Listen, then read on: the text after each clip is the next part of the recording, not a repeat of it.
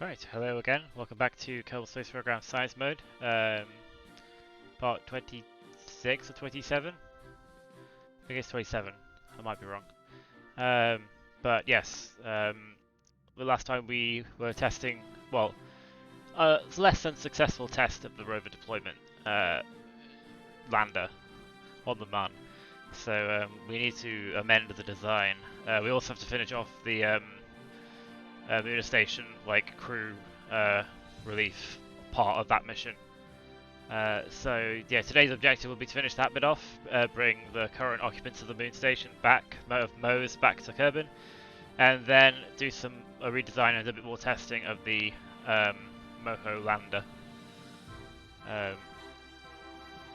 Including, I'm thinking we do we basically like design and build the actual like thing transfer stage design, and then just transport that to the moon and do the landing fully robotically, like with the probe core, rather than doing it with a crew, just to test that the new landing configuration works better.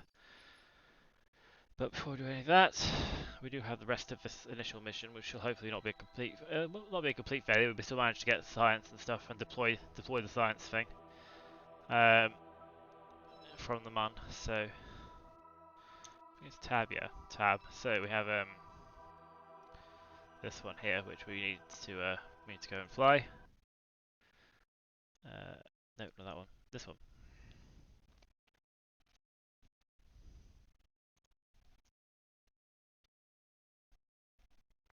Right. So, yes, we have a little jobby to do first. So we need to do the rendezvous with the Munar base. Set as target. Ascending and descending are not that bad. We are travelling faster than it, so we're going to take... Yeah, we'll have to catch up to it.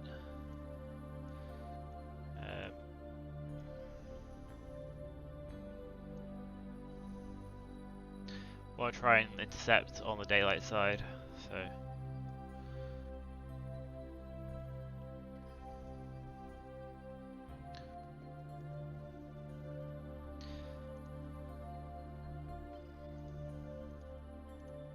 Ooh, that's pretty close.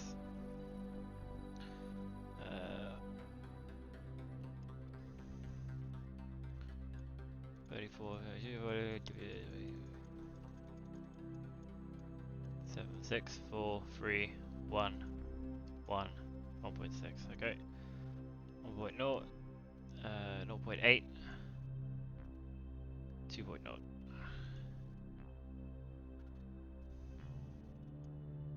0.7, 2.1. Which faster than like 0.7, I can 0.5, 0.4, 0.3. 0.4. 0.3 is pretty good. Again, I'm pretty sure I can do the rest of the intercept with that. We do have a burn time of 1 second. I'd like to make that somewhat more than 1 second. So reduce this down to 10%. That should give us 18-second burn. 12-second burn, that's alright. That engine is active, I assume. Yeah, it is. Cool. Let's get straight on with this. Point at our maneuver node. Hello, Wilderstone Drash. Hope I'm pronouncing that right. How are you doing? Welcome to some hopefully bog standard moon operations, but let's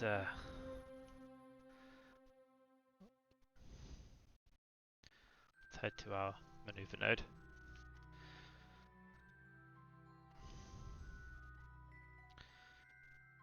Doing fine. Good to hear. Good to hear.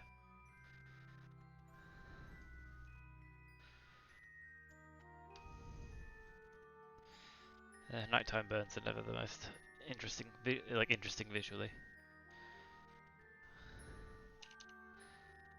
Let's go down to.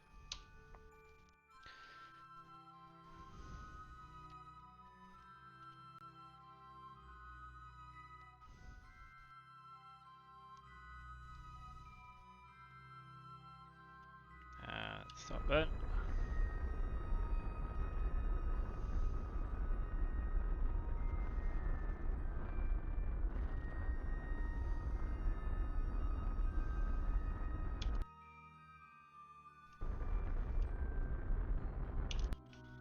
Cool. Hopefully be close, fairly close. 0.3 kilometers, brilliant. Cool, let's wrap these engines back up to full power. Doubt we'll need it. So our intersection is happening in 24 minutes. So we want to go to about 20. Yeah, 21 minutes should be fine. I reckon. Well, let's double check. Relative speed 28.2 meters per second. That should be fine. Let's just swap there.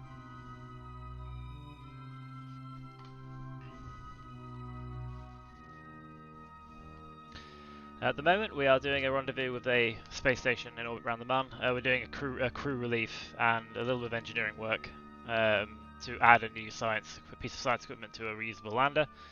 And then once we're done with this, we're bringing the relief, like the current crew home, and then hopefully going for iteration number 2 of the Moho Lander, which I tested on Thursday, and the test wasn't particularly successful. Like, it was fine, we managed to get the Kerbals back, but and we managed to like test the rover like I designed a little bit, but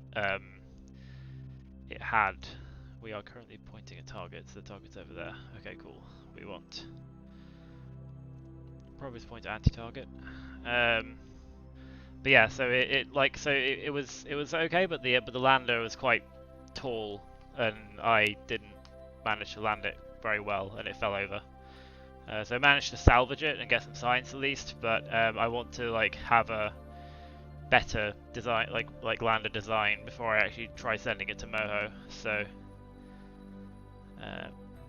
right.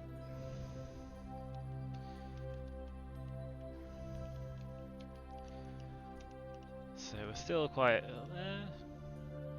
Actually, it won't be too long before we want to start decelerating. So. Not much point time warping at the moment. So what we're going to do is we're going to burn here, and then burning will push our retrograde marker towards anti-target marker. Is generally what we're planning on doing here. And the idea is to keep them lined up and slow down, and then come to a stop about 100 meters away is the plan. It's a pretty standard orbital rendezvous procedure. So now I'll be less than 2.8 kilometers away. So we want to start. And you'll notice the Intercept 1 there will get closer as we push the retrograde more onto anti-target. Because essentially, if retrograde lines up with anti-target and prograde lines up with target, then we're traveling towards where we're going. Wait a second. And I'll get back to you.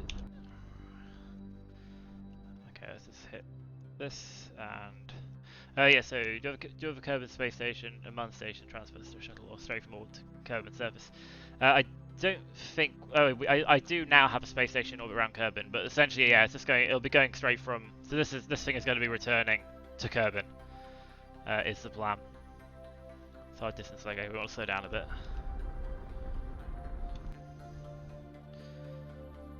But yeah, as long as Intercept 1 is less than 100 meters, that's fine, because I want to stop at 100 meters anyway. Yeah, so at the moment we've got a moon, we've got the Moon Orbit Equatorial Station here, which is has a science lab on board, which is basically doing our all of the science data, science research for the MUN.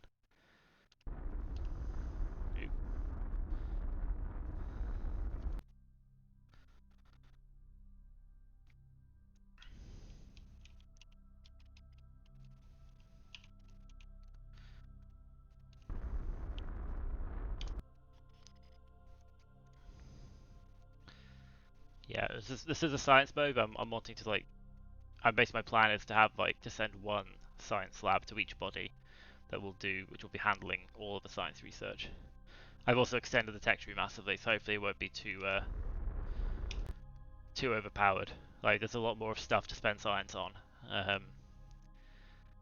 than just the base tech tree. So, because I mean I've got a fair bit. The base Tetri unlocked, and the Juno mission isn't even back yet. But I'm just hoping, like, planning on doing some, basically trying some stuff that maybe a bit crazy and stuff I'm not that familiar with. So like Orbital Rendezvous, I've done hundreds of times in my career save, etc. I've kind of got it down at the moment. So it's yeah, it's not like super interesting for me to do. But like I've never landed a giant rover on Mars on Juno. I haven't tried like flying, like getting like or like building a ship or anything. So or even much with the robotics parts. I haven't even tried space planes yet in any of my game saves. So that's another learning experience. But I'm playing on hard mode, so I'm trying to like be a bit sort of cautious of Kerbal's lives. We've only lost one Kerbal so far. We lost Val in an early attempt to. But yeah, we managed to lose Jeb in orbit. One of like the first sort of craft went to orbit, ended up getting lost. We had to get him back before he got like flung out of the Kerbin system. And unfortunately, Val was piloting the first iteration, and it went a bit wrong. And I did the abort thing. I hit abort before the SRBs had burned out, and the SRBs just crashed straight into the capsule and blew it up. So unfortunately, we lost Val, but that's the only casualty we've had so far. We've only had to do one rescue mission. So I'm hoping to keep that record. But there's no quick saves, there's no do-overs. So if things go wrong, they go wrong, and we have to deal with it.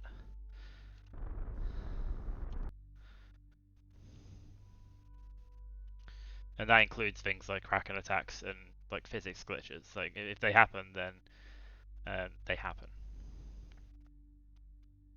It would slow down a little bit aggressively there. We're still about 200 meters away.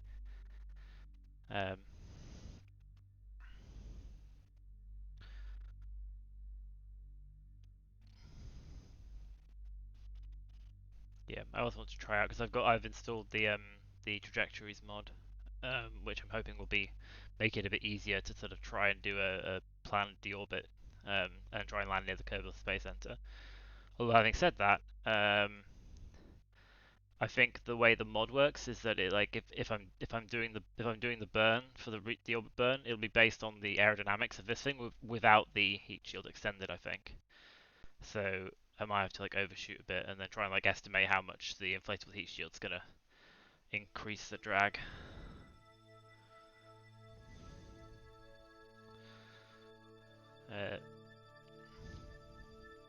But it should be at least like able to get it more in the ballpark than I was doing before I had that mod installed, because I hadn't figured out the best sort of deorbit profile for a different craft.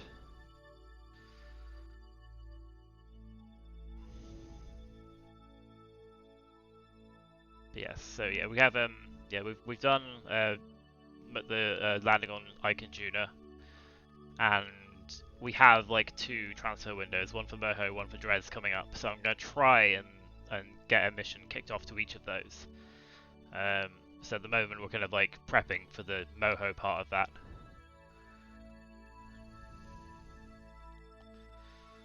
So we're gonna like drift past it. So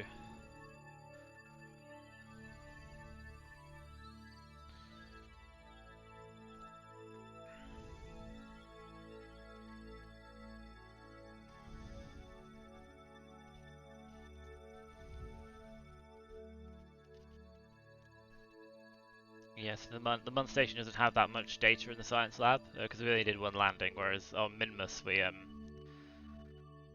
we did yeah, I think we got a couple of biomes worth. So and the Juno one we've got like loads of research.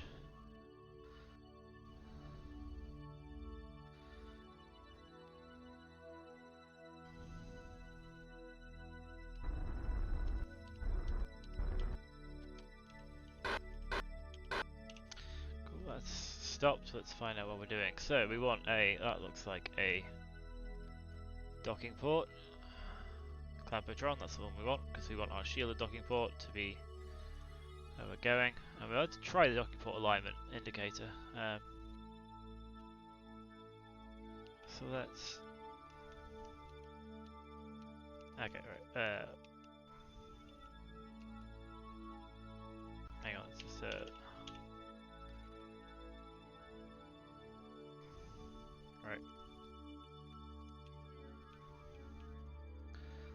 shut you down.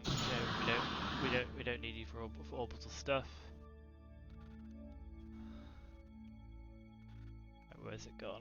There it is. Just sort of point it in a reasonable direction. Okie dokie, right, so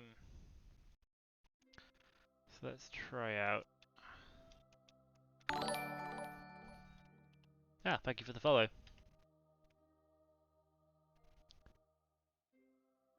Yeah, I'm playing science mode on this one. Like I do have a career mode save. That's like my first save, but I figured like I wanted to sort of build ridiculously large rockets and stuff, and not have to worry too much about like money, etc. So I'm sort of relying on my own stupidity to generate like contracts like rescue missions and stuff. So station around Kerbin, transfer material, yeah. Kerbin station's anonymous. Yeah, I've basically got that kind of thing set up for my career mode save. So I built and sort of launched like a lot of sort of like I've got a station like a main station around Kerbin which has like sort of like reusable rescue ships and stuff. So the general idea at the moment is I haven't really figured out space planes yet, but essentially I send like crew transfer things from Kerbin surface to that station, and then transfer Kerbals around with like different ships essentially.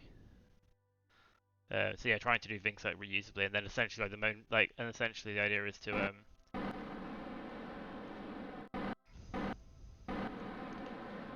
yeah, the idea is to kind of like so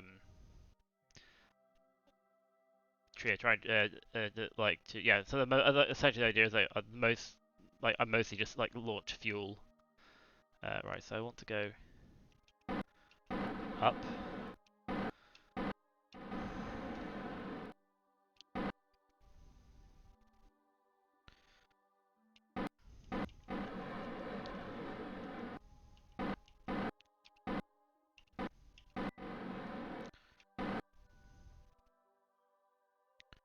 I guess we're probably close enough now that I can try using the docking port alignment indicator mod, which I've never used before. So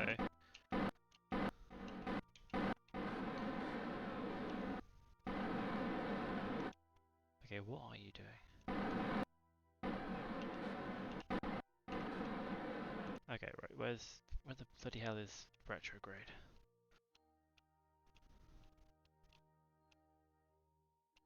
Kind of lost it now. No, I don't think I'm travelling fast enough for a retrograde marker to appear, which is useful. Okay, right, we're drifting away a bit too much now. Right, so we're definitely travelling downwards, so we want to go up.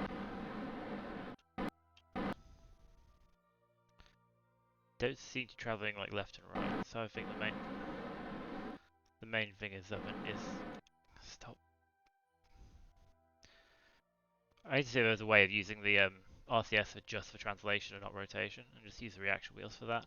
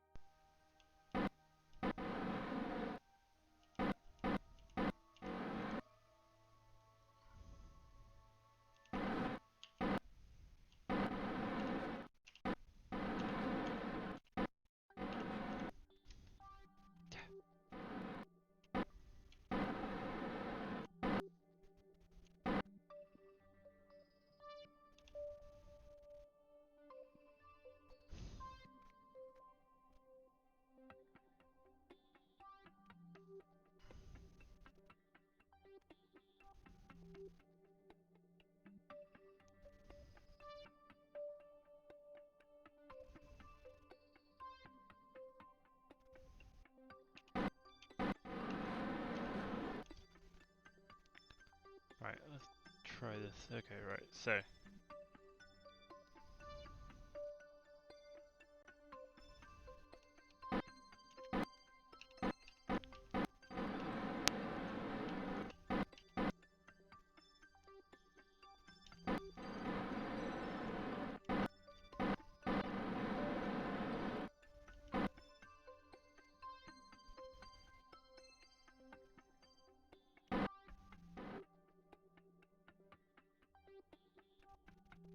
So I'm not sure exactly how you're supposed to do this.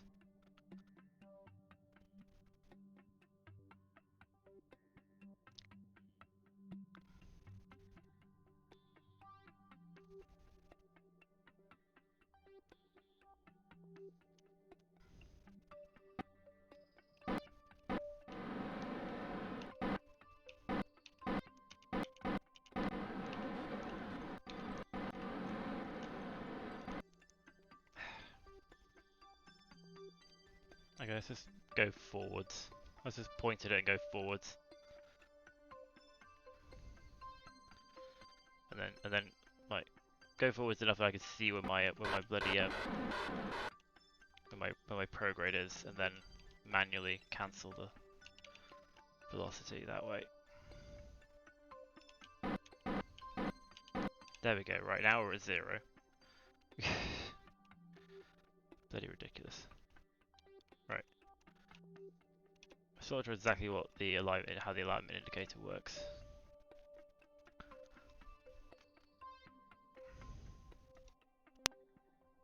But yeah, I think I'm pointing the right direction. So let's just treat ourselves like approximately lined up, and then just go forwards. So down, or up.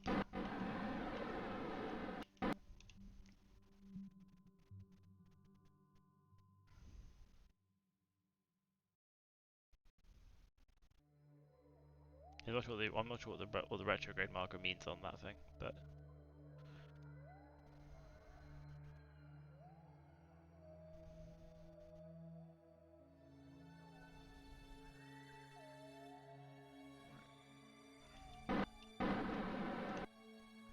I think that's probably like close enough. Let's just point at it and go.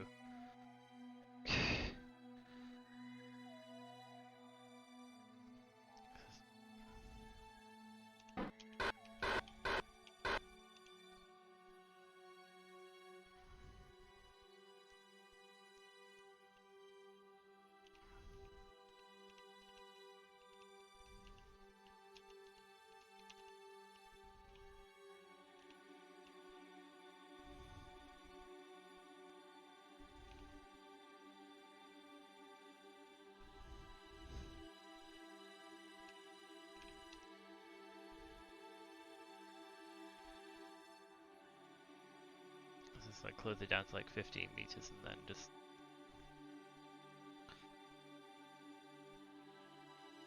do the rest pointing at it. I have to figure out how the docking port alignment indicator really works, because like, I'm not sure what each of those symbols actually means.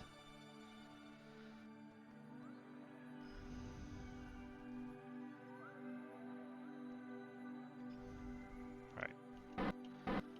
Slow down again. Just point towards target. We're probably like lined up enough that the thing should just. Right. Okay. Let's just try this. Hopefully the magnets should do the job for us. Let's turn this off. It's not really helping.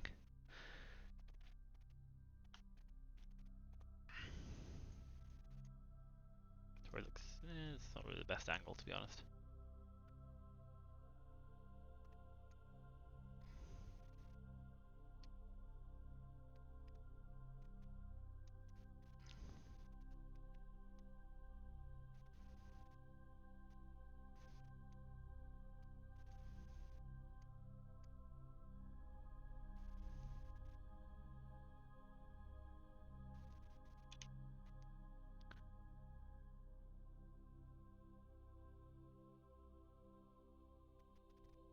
There we go. Right, we're docked.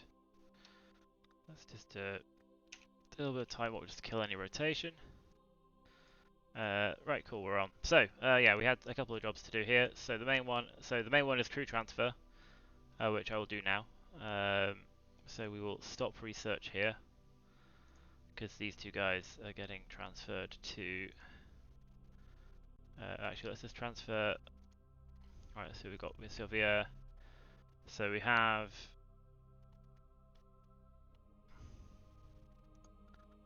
Remember which one's the engineer? I think Bearman is our engineer.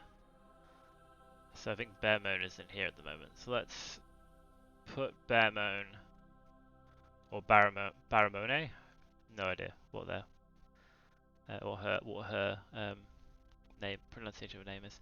So we'll transfer her to the lander can for now because she's going to do the engineering, a bit of engineering work on the lander, and then we're going to stick. So Kirk is the one we want to put. So we'll stick Kirk in the habitation module. Then we have these guys are all going in, so we'll stick these guys. Who's in the habitation module at the moment? I think Lando. Yeah, so let's transfer Lando into here. Then we transfer these guys. All want to go in.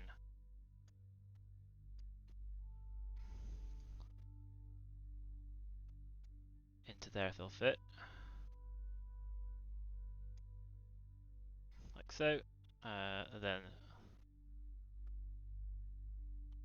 Bardard wants to go into here because I think Bardard is our pilot. So we should have Lando, who must be a pilot then by process of elimination. Where's Lando? Lando's pilot, Bardard is a pilot, Behrman's engineer, who's going to be doing some engineering, and these guys should all be scientists. Yeah, so we've got two pilots and then the two scientists. All those guys are all in the hitchhiker module at the moment. We'll move them to their relevant places in a minute. So these guys are currently in the science lab, want to transfer into here. Where did he go? He went to the Mark II lander can. No, that's not where I wanted him to go. So Macfred wants to go in here. So there should be Bardard is in there, and then we have Lando, Salmon, and Macfred in here. And then we'll organise who goes where in a minute. So we also have a couple of jobbies. So we have this thing here, which is our negative gravioli detector. We want to install that in here because we don't have it currently. Oh, we also don't have a seismometer. Oh, I hadn't realised that. Oh well. I don't think we brought one, so we can't do anything about it. What we will do is we will have bare-moon or baramone E.V.A. We'll extend that.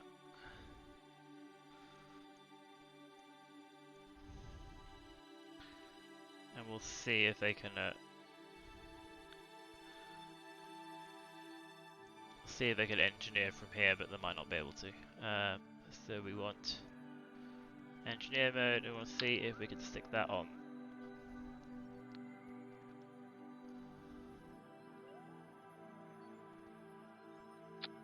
That'll do. Jobs are good. Hey Donut, yeah, things are alright.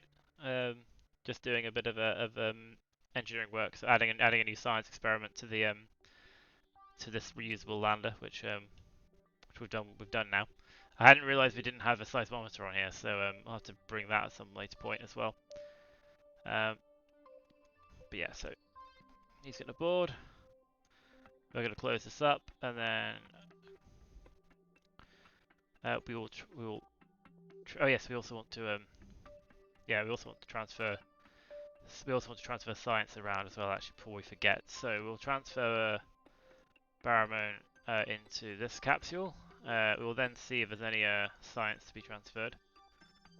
That is the wrong one. That's just got the. I think it's in this one.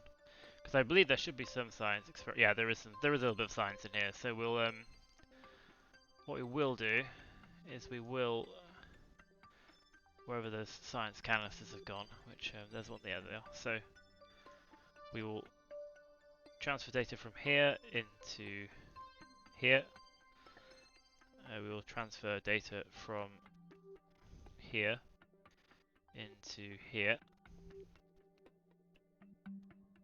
So that's the science experiments, and then we have some experiments in here which let's have a look. Let's review the stored data in here, and oh yeah, there aren't any scientists in the lab at the moment. So yeah, we can't put it in the lab because there's no scientists in there. So we'll keep all of these, and we will transfer.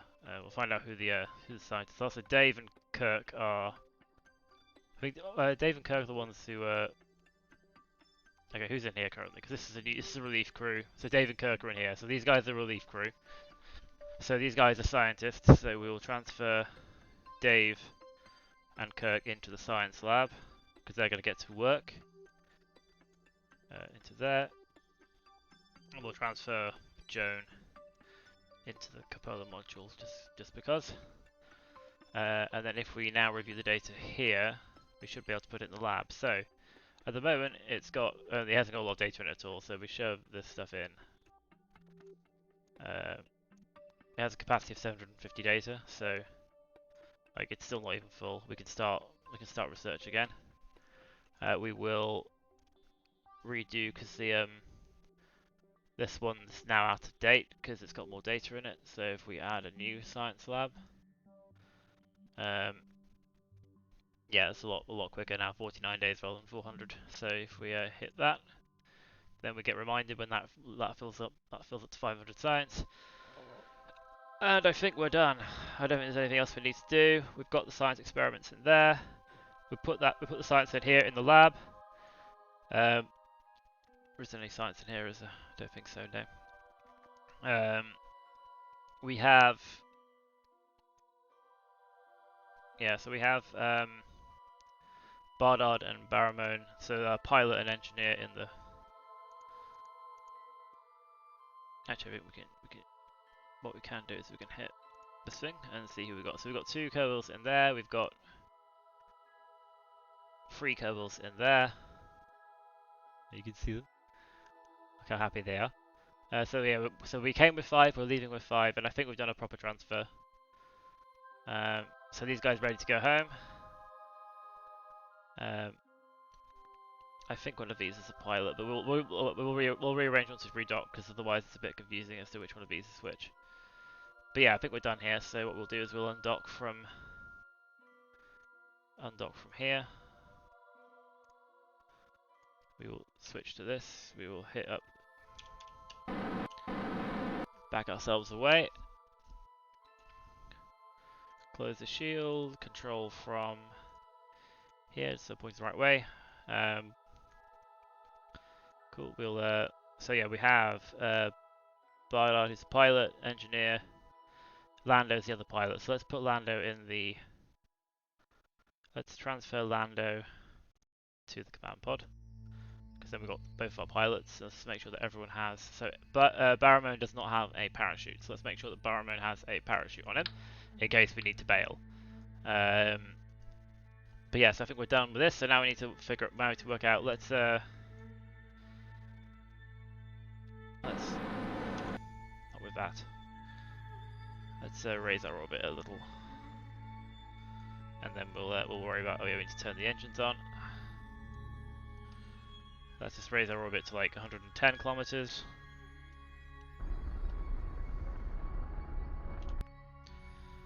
Just so that we're not gonna. We're going away from that now.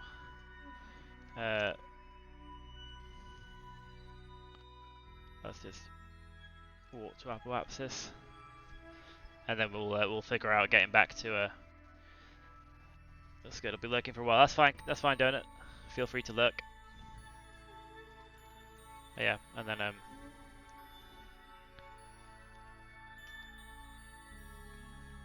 yeah. So I'm still like trying to do this like somewhat realistically. So I'm trying to do like relief missions so that we don't leave crew like. Because I think the guys on this station and the guys in the Minma station we did a relief mission for a couple of days ago. Or if like, oh, let me just re-raise this up. I'll do. Yeah. So the people so the crew of the Minmus like ground base that we relieved a few sessions ago. They had been there for like 2 years because we had to wait for I missed the June transfer window, so we had to wait for another one. Ooh, there is an unknown thing over there. Class A asteroid. I'll have to do catching asteroids at some point. Anyway, so main thing at the moment is we're going back to Kerbin. We have loads of Delta V to do it. So it's going to be a pretty standard out of maneuver so that we escape along the moon's retrograde. And then we tweak things to get the periapsis where we want it to be. Oh, this is way down. Let's get back up again. Okay, I think that's kind of about as good as we're going to get. There we go, 6.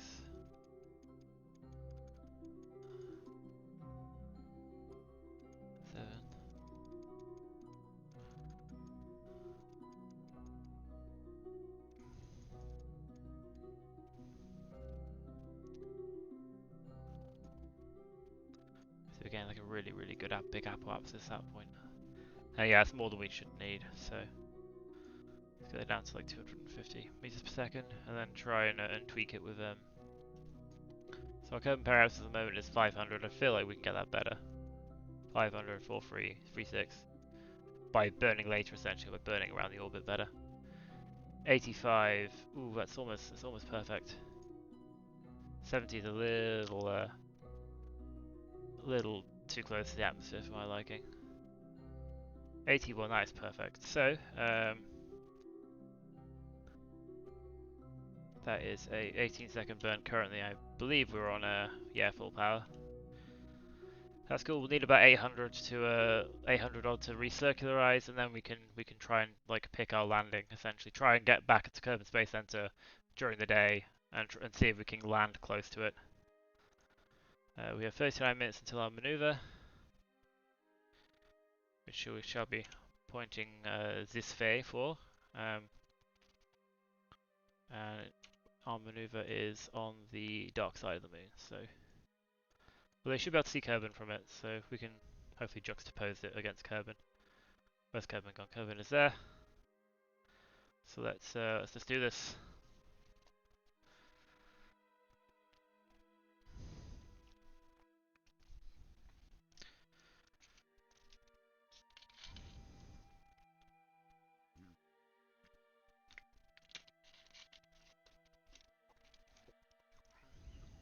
That must be our station, yeah. Oh yeah, I've got the distant objects mod. So things that are far away, like things that are up to like things like 250 kilometers away will appear, but not have physics applied to them. So at the moment it's just a dot, but you can actually see them rather than just being a thing on the map or like a marker on the screen.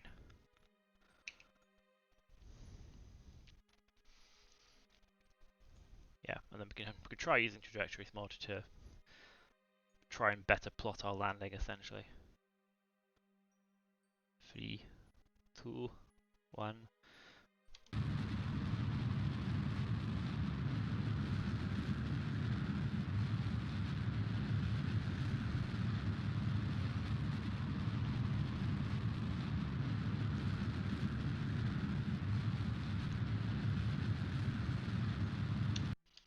Don't want to overburn this.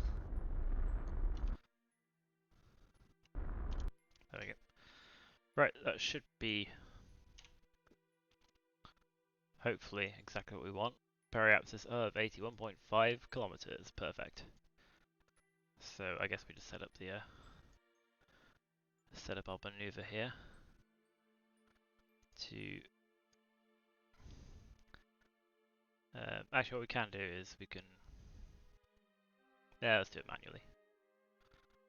So do. There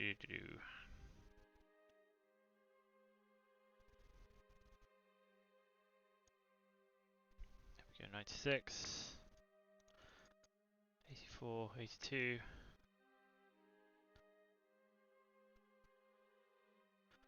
81 to 81.9 to 80 is fine. That's a 53-second burn. And again, I don't think there's much reason to like hang around. Let's just time warp to it. Essentially, what I'm currently kind of doing is like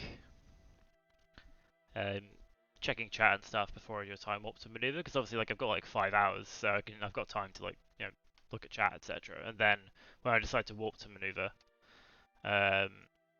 then like focus on doing the maneuver. So yeah, I think we're good to do the. So yeah, there'll be a slight slowdown as we as we cross into as we cross like spheres of influence, and then look at that, look at that visual enhancements mod. Looks so beautiful. It has clouds.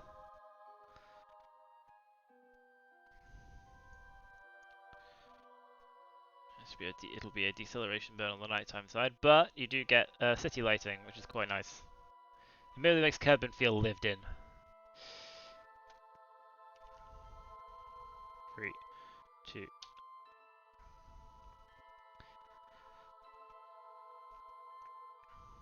Just make it a little bit more visually interesting, I think. 5, 4, 3, 2, 1.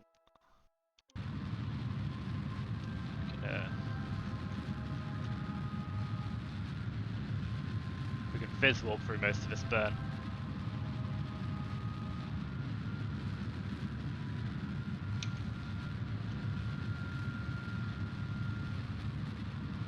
Again, we don't want to overdo it, because if we overdo it, we re-enter. So yeah, gradually reduce our. There we go. Yeah, 79.6 is not the end of the 80 to 79. It's not the end. It's not the end of the world. Right. So let's try and. So where is the Kerbal Space Center at the moment? It is. That is a different launch site. Kerbal Space Center is on the nighttime side. So what I kind of want to do is like time warp until Kerbin's back in until the Space Center's back in daylight. Meow. Meow. Meow. Meow. Alright, Kerbin's back in Space Center's back in daylight now. Just. So let's try plotting a deorbit that will actually let's get it a bit more into daylight.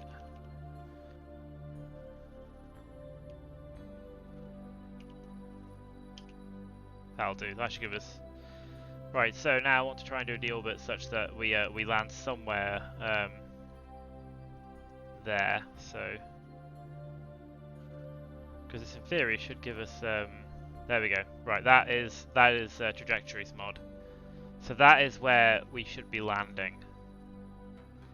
So if we so hopefully that should be taking into account Kerbin's acceleration. So if we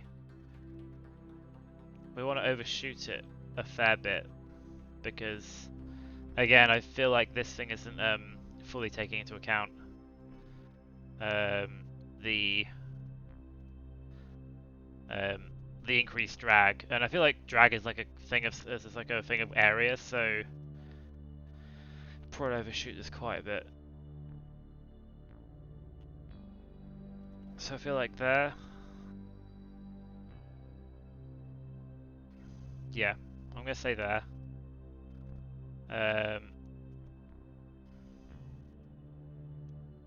because I think this takes into account drag. So like drag is like this red trajectory is based on drag, which will end up there. But because the Kerbin will have rotated by the time we get there, we actually end up landing there on the map.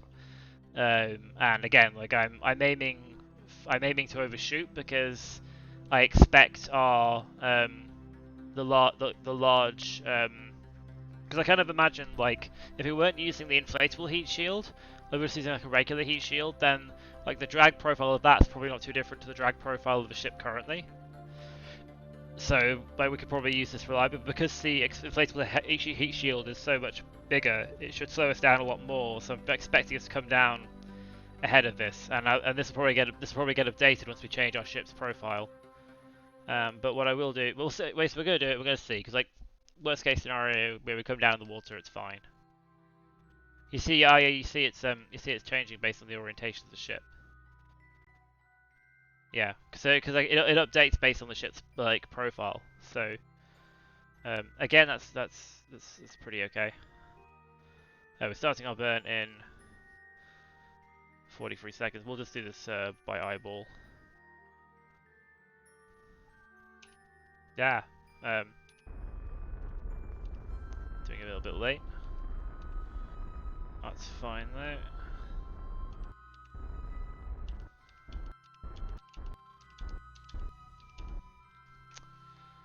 That'll do. So yeah, our current thing is here. So if we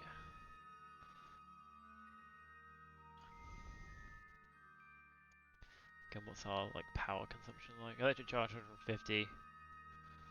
That's fine. I will go down to yeah, I'll rotate to normal. We'll go down towards the atmosphere and then configure ourselves for atmospheric entry. 80, 99, 78, 77, 76, 75, 4, 3, 2, 71. We should have plenty of, okay, let's do it. Let's stage retro.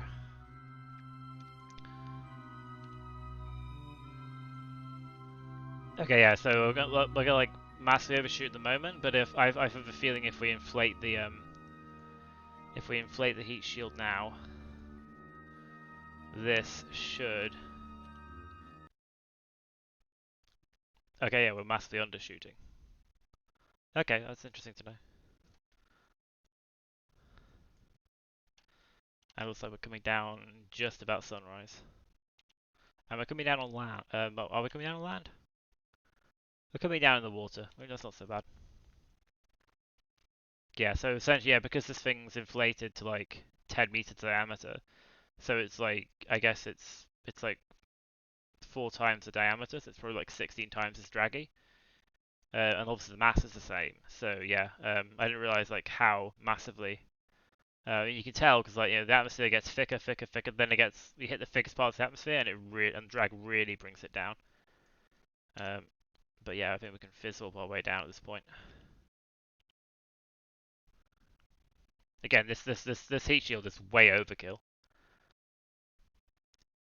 Yeah, I've tried doing so before we build a space plane, maybe build normal plane, explore the Kerbin flight mechanics. Yeah, I've tried a bit in like career mode today, but I haven't had much success.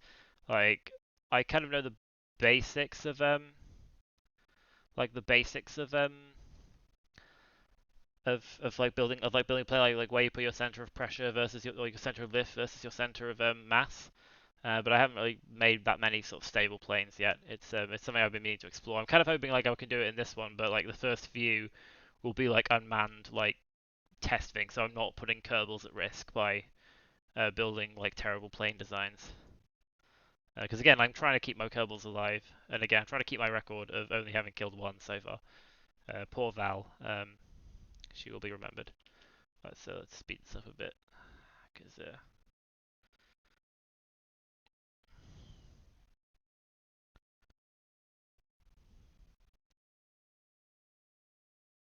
see how accurate this thing is.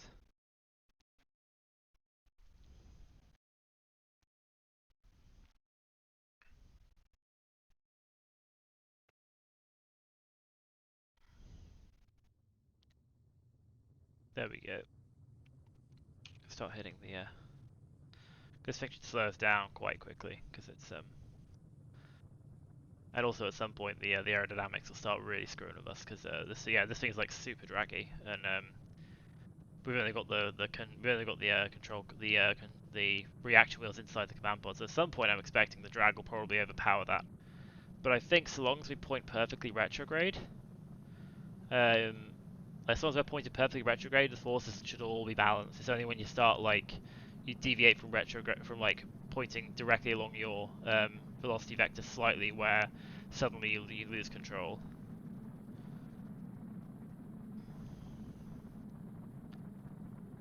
Yes, that is something. That is another thing actually. Is yeah, building because I've been using the abort action group. So that's one thing I can do actually is build a sort of like thing that will disassemble, and because I've got the advanced precables on, so I can remove I can remove things like parachutes and decouplers from the staging system, such that like if I hit a board, then like the thing will disassemble and the cockpit will just come down on parachutes. That's another thing. I also have like no experience with again I've had no experience at all with space planes. I've never got a plane out of the atmosphere. Like even with the ramjets. Like I've basically been waiting my career save to unlock the Rapier engines, but I know that like in terms like they're essentially like ramjets, but they can also operate in closed cycle mode. So I know that like in theory you should be able to uh, get to space with ramjets and then other engines. Although yeah, I think it's just because the like the ramjet engines only become really effective when you're traveling really fast. So I haven't really figured out the flight profile yet, but yeah, we're coming down in the water, which is good. Gives us a bit of a leeway with the We'll see how slow we're traveling with the chutes deployed, but I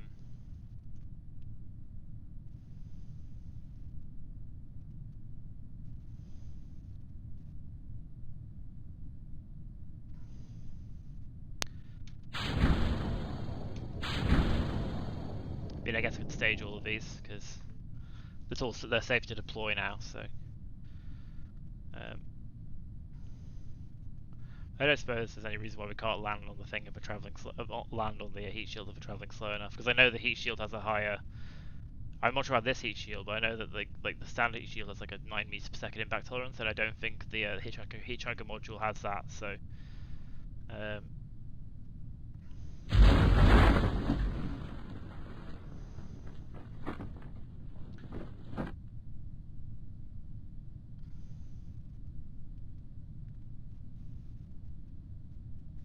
maybe abort shutdown engine attach and fire it upwards. Yeah, upwards. I guess separatron or something to get the capsule away from the then. Yeah.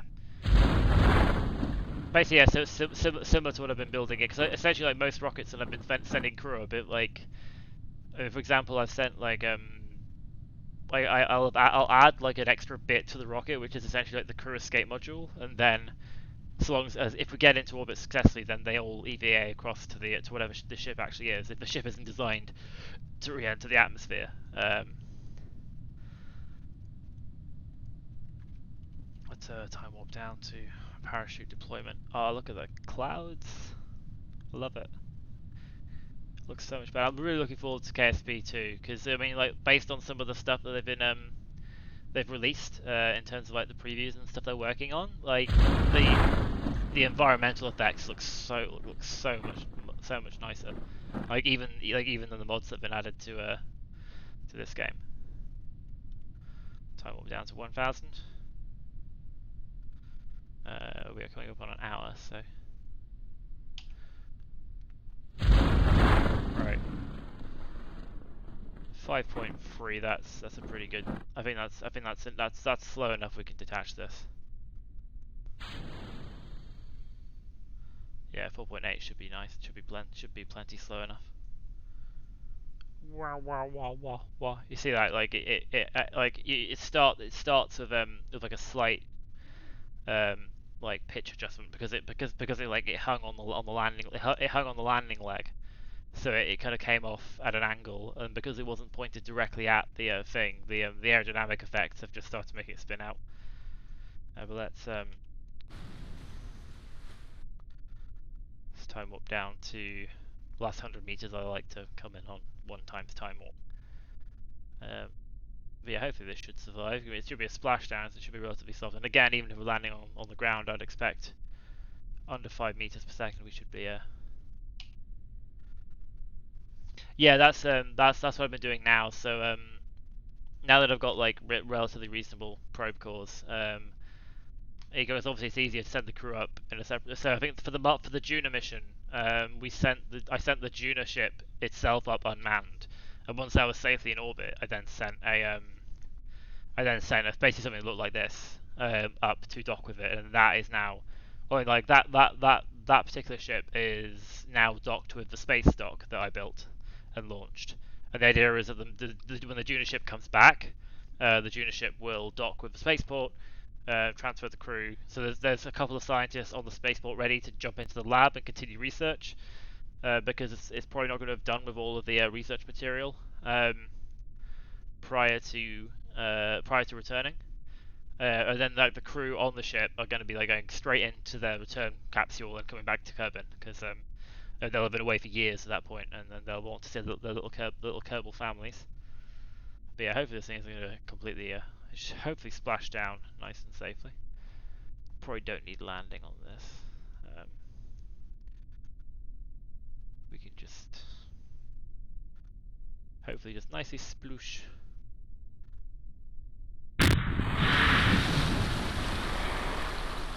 Sploosh. There you go, let's recover the vessel. We should get some science from this, because we did some research, and we collected some research from the space station that we'd got from a previous landing. So it might be a bit of science. 600 science. I mean, that's enough to unlock something. So let's go and see what we got 900 science, which is enough to universal mining auger. Yeah, so yeah, I have somewhat expanded the tech tree, because I think it's the I think this is the Kerbal Interstellar extended mod. So experimental propulsion gives us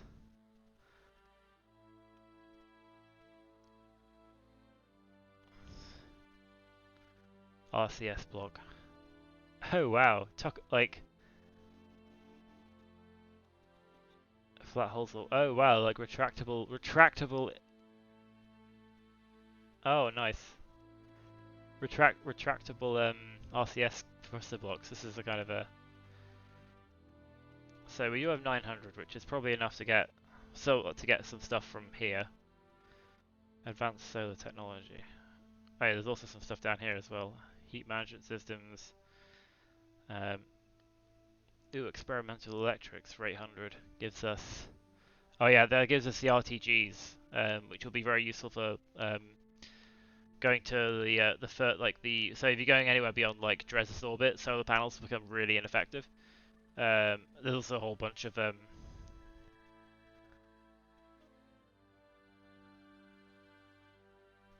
yeah, these like beam power stuff. I have no idea what any of this stuff does. I'm gonna have to try and figure out.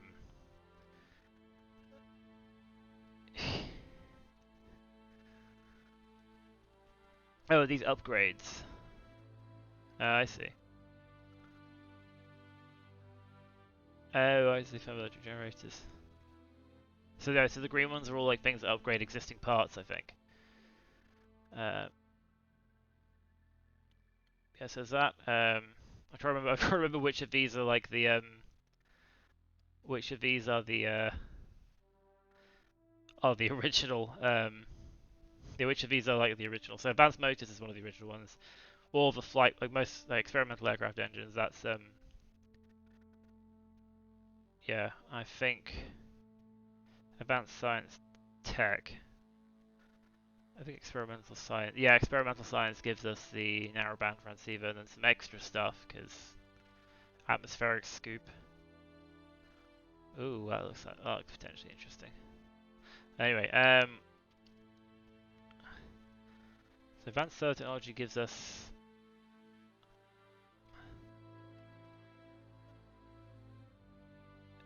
Yeah. I'm like so. Yeah, advanced so that's definitely a nuclear power for 300.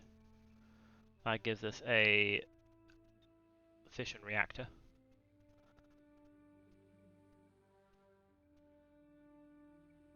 Generates electric charge.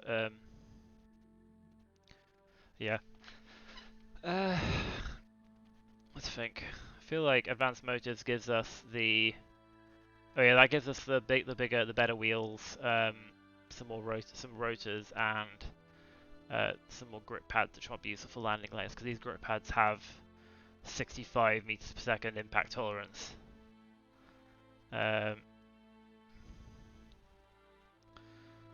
There's also advanced unmanned tech, which gives us a slightly better probe cores. Oh, MechJeb features rendezvous and docking. Oh wow, okay. So we can get that if we unlock this. And we also get the slightly better probe cores as well, which at the moment we don't really need because I think there's a bug with one of the expansions where like you have access to all of your access to all of the SAS options, even though technically like the earlier probe cores shouldn't have them.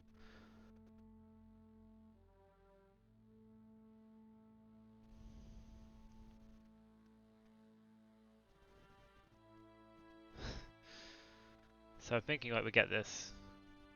Don't really necessarily need wheels at the moment. We can do advanced motors later, and maybe heavy aerodynamics because heavy aerodynamics gives us that I think high altitude flight, hypersonic flight's a bit. What does large probes give you? It gives you I think yeah, gives you but these are like recently released parts in stock. Automation gives you the mechanical jeb pod version 2.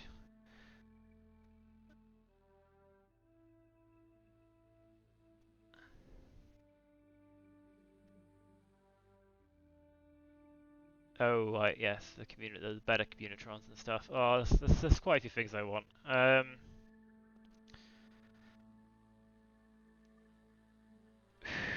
Let's go for advanced unmanned tech for now, and then we'll get heavy aerodynamics for 300, which gives us more parts and more of the liquid fuel parts as well, which would be good.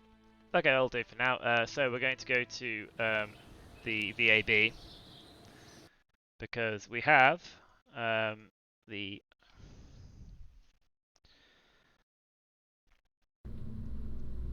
I should open up the Moho Lander, which at the moment is a look at it. It's tall and it's difficult to like. We tried landing it, it fell over. I'm not sure to what extent that was. Hair in my mouth. I'm not sure to what extent that was due to the collision, because the collisions for the parallax surface textures mod are apparently a bit experimental, and they seem to be a bit iffy, or they seem to be a little bit unpolished. So I'm not sure if it was that, or if it was just again the fact that this where is the center of mass on this thing? Yeah, especially once we've landed,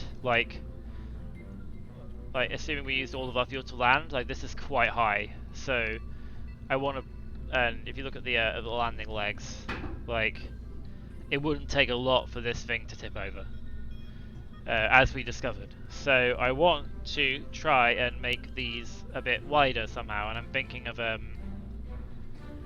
using robotics parts and making it a little bit maybe a tad. Oh yeah, we also want to add add something to the because this rover, the Rovemax thing doesn't have any reaction wheels, and when it flips over, it's pretty much useless. There's no way of flipping it back. So I do want to add the small inline reaction wheel here, which I believe should have enough torque to do the job. But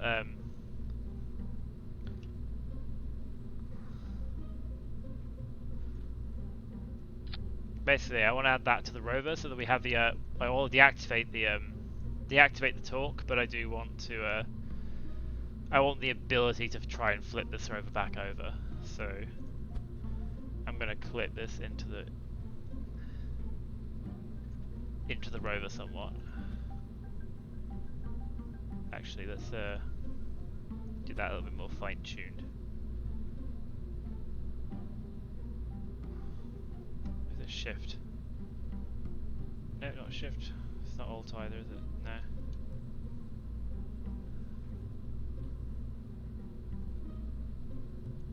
Still not perfect. I'd rather have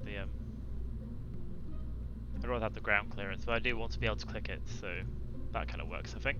So yeah, so we hopefully have the ability to flip the rover back over. We'll try that. So what we're going to do is we're going to modify the design.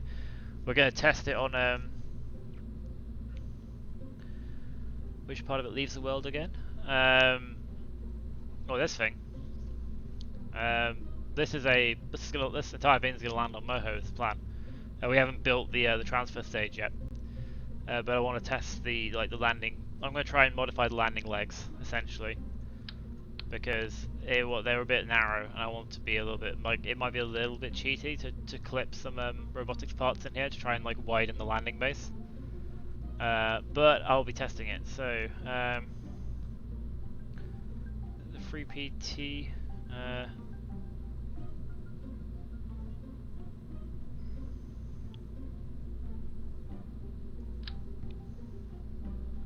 That looks a bit chunky. That's very chunky.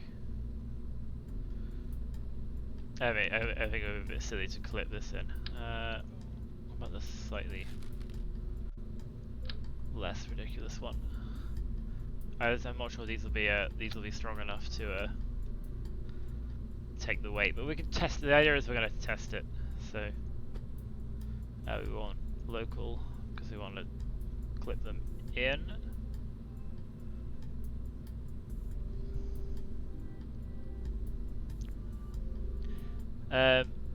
Yeah, what leaves Moho again? Oh yeah, the idea is that this top section is a thing that returns from Moho. So yeah, we land at the bottom section.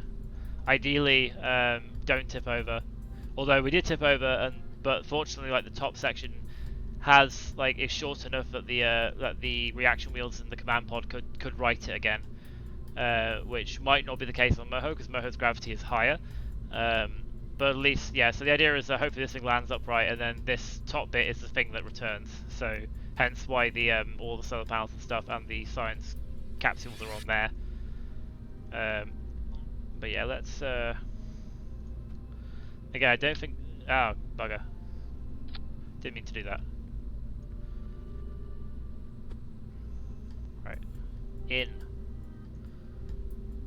Right, I wanted to right click them. I wanted to extend them.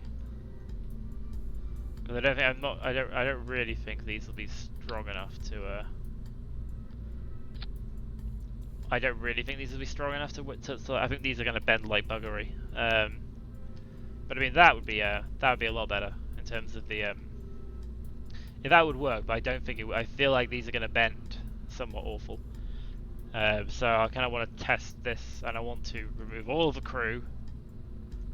Not having anybody in here when we test this. But the general idea is to try and I was going to try and simulate it like hitting the ground. And again, if it works on Kerbin, it should work anywhere else, right? So if I grab some, this is the advantage of science mode, I don't need to worry too much about blowing shit up.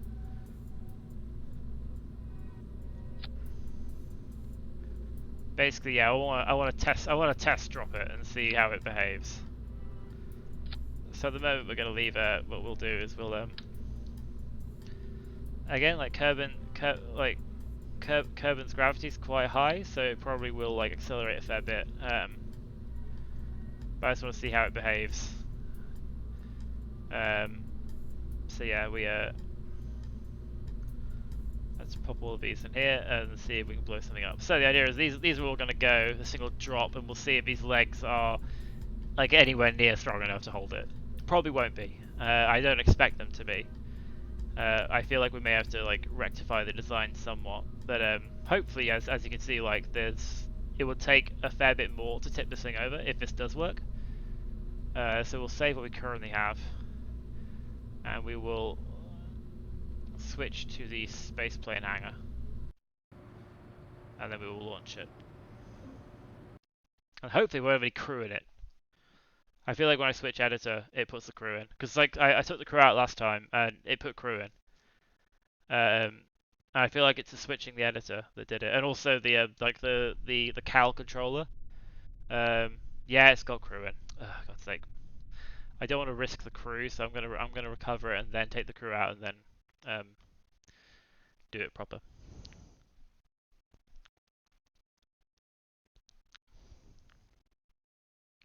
Oh, I see what these are. I'm thinking about, like, actually, that's something I can test, actually. I can test if I can transfer fuel between the tanks. Because if I can transfer fuel between the tanks, then I can use the upper tank for landing and then refill it once I've landed. Is what I'm currently thinking. So like whilst one of the tanks is empty, I can see if I can do like intership transfers. Because in theory I shouldn't be able to, because there's like a whole like frame. Right, crew. Like take you out.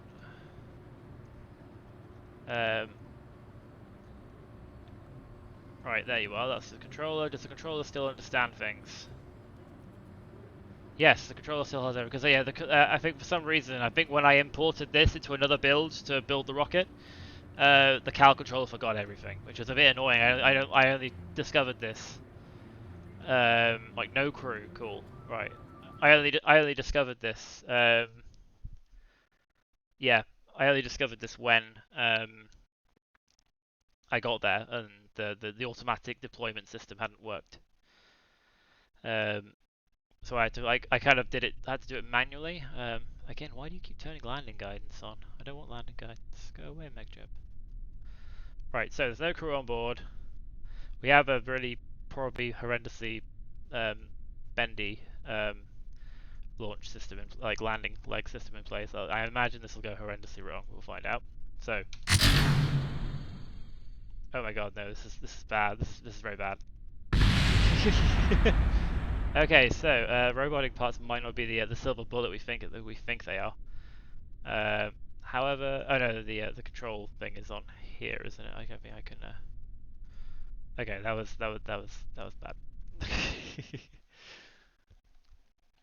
So maybe not those. Maybe the thicker ones, and maybe like I guess there's no reason why, because I got to launch this entire thing into space. So I guess there's no. Right. Yeah, you all need recovering.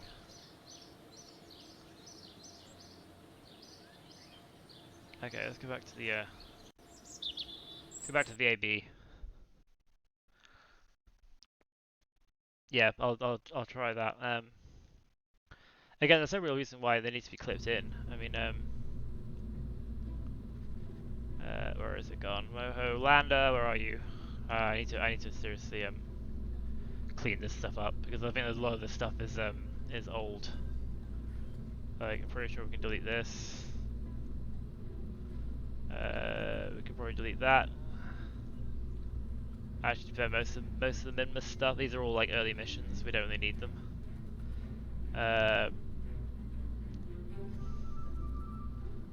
What the hell was Longshot? I mean, it had a lot of boosters, whatever it was. Delete that. I think Orbit maybe probably can. I think it was called Orbit maybe, wasn't it? No, it wasn't. Apparently, it was something else. It might have been Longshot. Untitled spacecraft. There's always one. Moonlander 1 again. Don't need that. Old tech. Again, right, that's probably enough. Old Moho Lander.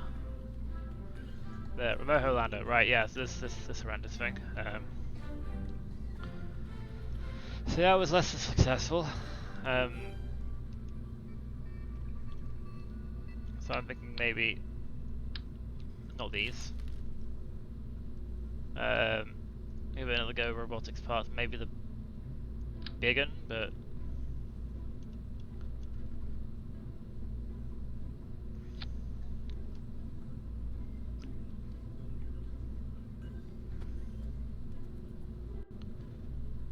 How foreign can I feasibly, I feel like it's probably about as foreign as I can feasibly clip them without it being too stupid. Ah, stop it! God damn it. I keep forgetting to right click these. Right. That's probably about as foreign as I can put them. Right, target extension. Ooh-ah. Again, I feel like maybe 3 of it, like 3 sections is probably a bit much, but I mean that looks like it's like it certainly won't tip if it lands at all. Right. Editor. Crew. No crew. Stop getting in there, crew. I'll see if this is any better. This is gonna be an iterative process. Yeah, cracking its blade. Like I have a feeling these robotics parts might not be particularly. They might be Kraken bait. But I want to see if I can get away with cheating a larger landing base. Um, I suspect this might get Krakened again, but we'll find out. Oh my god, yeah, the Kraken no like. The Kraken no like. I mean, whilst it's jittering around, I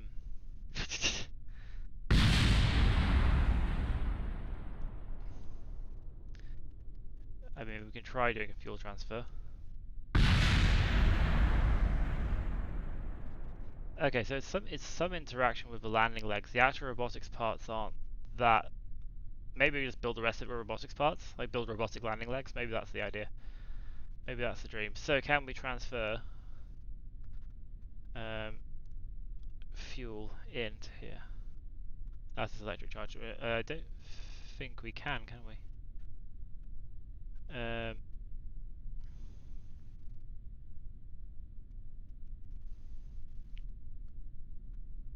Doesn't seem to be. I think I have a feeling that the transfer across this thing isn't really possible. But okay, so I feel like it looks like it's the it might be the landing legs rather than the robotics parts that are causing the jitter. So if we recover this, maybe if we build like robotic landing legs using the grip pads, because again the grip pads have like a lot of impact. So like the impact tolerance of let me go back to here. The impact tolerance of the landing legs is like 12 meters per second. I wonder what the impact tolerance of other stuff. Oh, is it across the? I don't think that's an option across the engine plate. I don't think. Are you talking about crossfeed?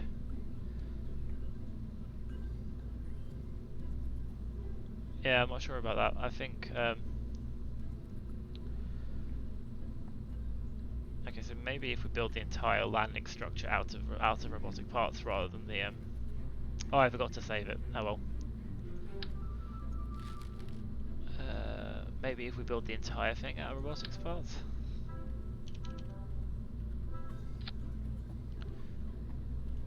Okay, I don't think these have I don't think because these aren't decoupled. These are engine plates, and I don't think they have I don't think they have crossfeed as an option. So like the impact tolerance of the landing legs, for example, are 12 meters per second. The structural parts are not as good. Suffice to say. Oh wait a minute, 80 meters per second. 80 meters per second impact tolerance. Okay, I mean, we could probably work with that. So I'm thinking if we have a big ass hinge, which we rotate in such a way that it will hopefully connect like that. Big ass hinge. We have one of these, which we then have to rotate in such a way that it will attach, like so. I mean, that might not be long enough, but I guess we can find out. Target angle like that. I mean, kind of. Impact tolerance of the piston. Well, I'm hoping that the piston won't have impact tolerance of 12. So that's the same as the landing leg. Like, it's the same as the landing leg, but if I can find them, I think they're in structural. Where are the grip pads in structural? I'm not sure. Utility maybe? Where do the grip pads live? They're not in robotics, are they? No. Not in ground. I don't actually know where the grip pads actually live. I thought they'd be structural, but there's a panel. Oh no, there they are, grip pads. So 65 meters per second impact tolerance of this grip pad, which we can hopefully stick on there, like so.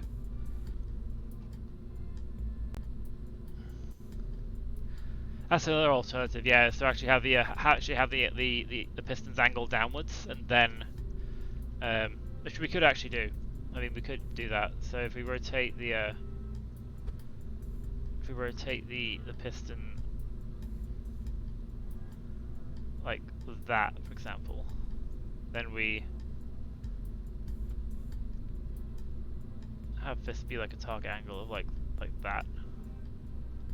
And if we extend the pistons like so, I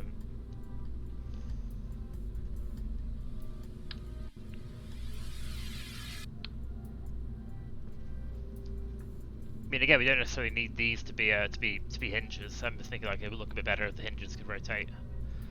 But I mean, this might work. Say might. In very much.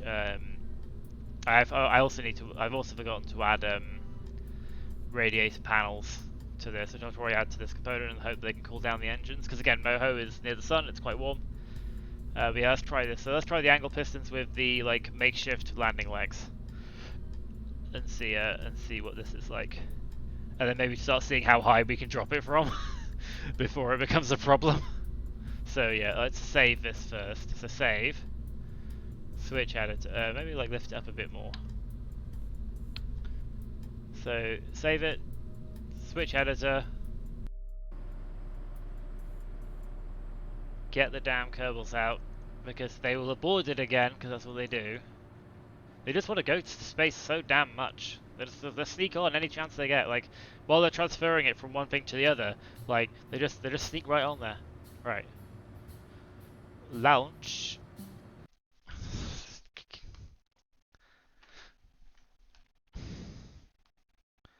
I just want a wide landing base, in the hope that like we can just avoid this problem of it falling over. And I'm gonna like if this works on Kerbin, I'm gonna try this on the moon. I'm gonna be landing it remotely rather than sending Kerbals this time. So here we go. So that is that. I don't think we have the. Yeah, I don't think there's a means. We can transfer electric charge. We can't transfer. Yeah, I don't think there isn't an option for this. Because I think the engine plates don't have the option of cross-seed, whereas the decouplers do. And I have a feeling that's the thing. Because there are some parts that this can't do transfer across. Anyway,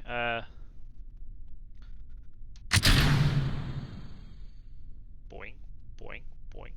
I mean, that's a lot more stable. That's relatively stable, isn't it? So I think it's the interaction of the landing legs with the it's the interaction of the landing legs with the obviously like the downside of this is that like they are a bit springy. But I mean they're holding it up, and they're holding it up in Kerbin gravity. So I feel like so long as we land soft enough, this should be okay. And again, it's quite a wide base, so hopefully it won't have that much. Like the center of mass is going to be like around about here, so it would have to tip quite far before it wouldn't fall back. So I feel like this might be the design we're going with. So I'm going to put a cal controller on here, which will be the which will control like the landing legs in inverted commas. But let's recover this and complete this design. Yeah, I can try that. I can try using a fuel line. And maybe you can transfer back across the fuel line, but I've tried that before and it didn't seem to work. But that could be the next thing we try. Because that's the idea, is like try everything here and figure out. Because I mean, I had like the Mars ship, for example. I forgot to set up the tank burning. Like the tank priority, so because there was like an extra tank that was supposed to be jettisoned when it ran out empty, but I was having it drained from all of them, and unfortunately, like I couldn't get it to transfer the fuel like back into the other ones, so I could try that. maybe it'll work. Because again, these fuel lines are a bit like fiddly about. Because in theory, like we could have. I just don't think it'll. Nah, it won't go.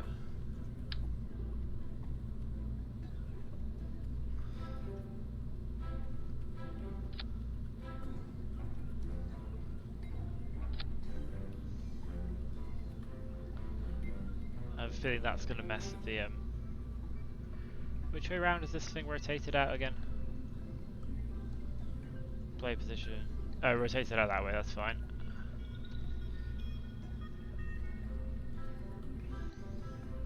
I forgot to test the rover deployment as well. Although having said that, I feel like the rover deployment should be. I was going to test the yeah, I'll test the rover deployment as well because I think the rover deployment is going to need to be a little bit lower because at the moment the rover deployment isn't quite. I think it would be fine. It's not going to work on Kerbin that much, but it will work on it will work on. We can try this anyway. Yeah, let's save, do the thing again, switch editor, kick out the crew, get out of there. We go back to the build. Let's try it with the tanks full. Well, let's try it with the tanks mostly full, so we've got some space to try some transfer across. Mostly because I'm like obviously like it might not be landing. Like if it can tolerate it landing full, then we know it can tolerate. I mean, again, like this is like Moho's like just at like about double moon gravity, I think. So it should work. It should be fine on Moho even with a full tank, I think. But yeah,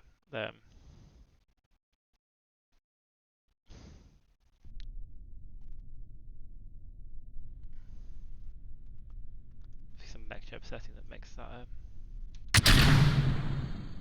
boink, boink, boink. Yeah, that seems fine. Again, we can try this, but I don't.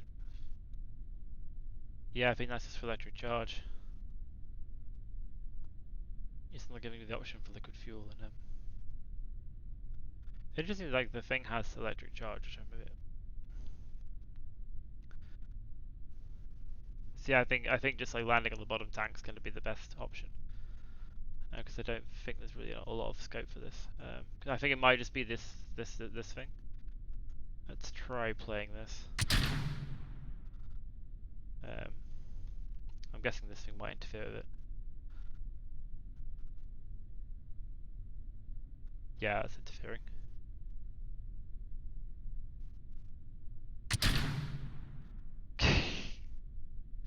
Well, I mean, this will be a problem on Moho.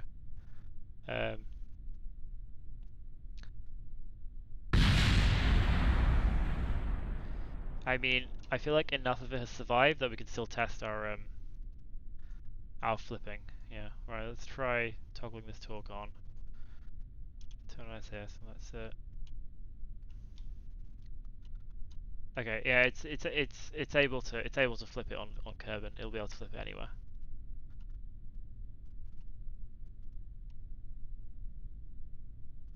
Okay, right, and that's. Whoa, hey, flippity doo.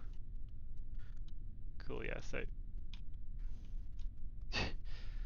So we have some self-writing, and then we have to turn it off. But there we go. Right. Wee. Right. Cool. That works. I think. Like aside from aside from it getting like horrendously blown up, like I think the deployment arm isn't long enough now for it. But especially with these landing legs. Also, they have the ladders will reach down either. I feel like I might try it with the landing legs flat instead, so that it's a bit lower to the ground. Yeah, well, I think that'll be the next thing. But yeah, I don't think the fuel line's gonna work. So we're gonna have to land it like top heavy. But again, like the landing legs will hopefully fix that problem. Um,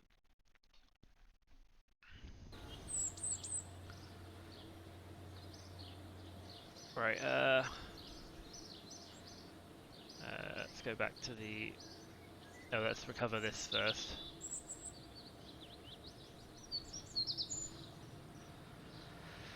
Right, I feel like we're getting somewhere. We're getting somewhere. I got half an hour left of the intended stream length.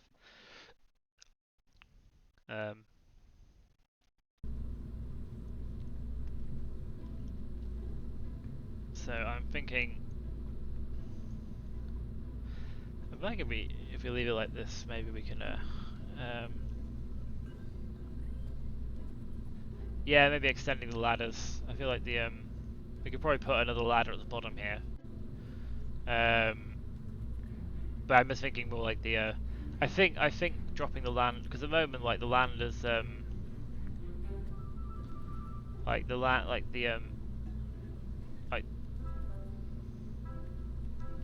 it basically gets to about there, which is obviously like with the new landing legs, that's quite high up, and I don't think this goes any further.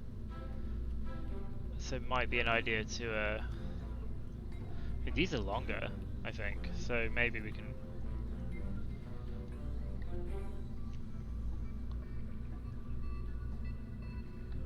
Or we can add a piston, maybe add a piston here, maybe? I don't think a piston will necessarily, I don't think another piston will necessarily fit is the problem.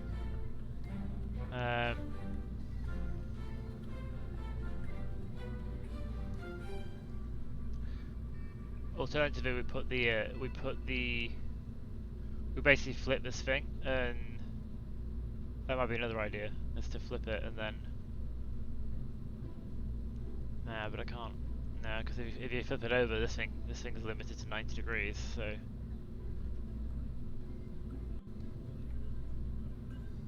What's the impact tolerance of these things? Let's find out. Impact tolerance of the science containers is 15 meters per second. That should be fine. I mean, it's going to be falling from about like a meter or two, like a few meters. So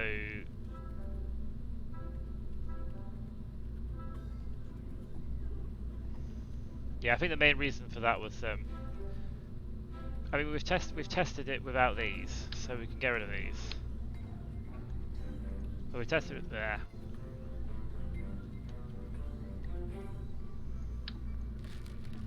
We can get rid of these and test it with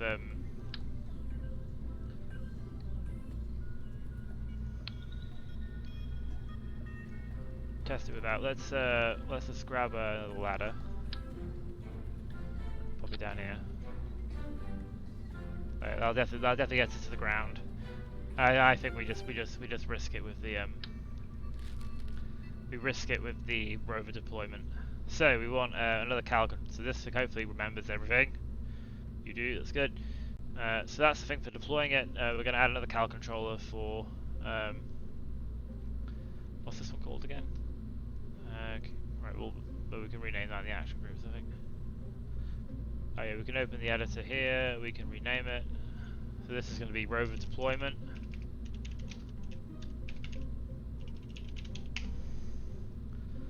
Like so. We will go back to build. We'll add a yeah, we're going to test this whole. We're going to test this whole shebang on the MUN. So what we will do is we'll add another cal controller to here, which will then be the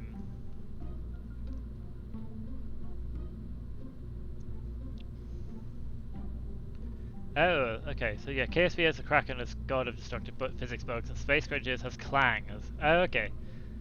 Beta motors and pistons. Yeah, I do have Space Engineers. I haven't played a lot of it though. Yeah, I have a feeling it's come a long way since I first tried it, but it never seems like it would be right up my street. Right, so we have this thing. We want to go to action groups because we want to add the parts. So we want to add the. Oh yeah, we want this one, cal controller. We want this as the landing gear, for want of a better term. So we go to landing gear, then we add the target extension. and we add target angle, and then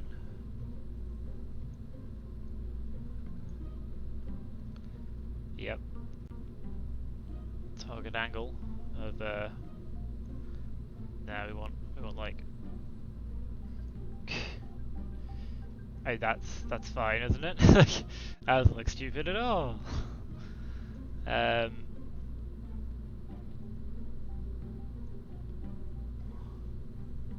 want it to be a little bit less than I'm guessing like 85 or 65, maybe minus 65. Not quite. I think it's minus 65 or minus 80 maybe. You see, minus 80 is nearly there.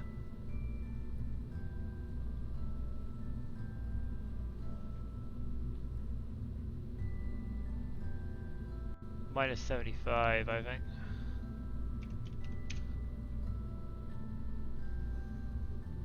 Yeah, there you go. Minus 75 is the thing we want. In that straight line, so it just rotates like that. And we want this thing to go all the way out. Way.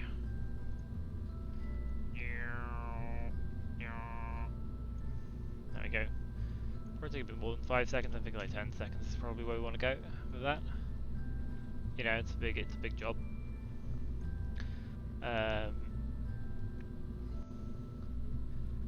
Yeah, let's hit. Oh, we want that. We want to reverse it so that when we hit the action group of gear,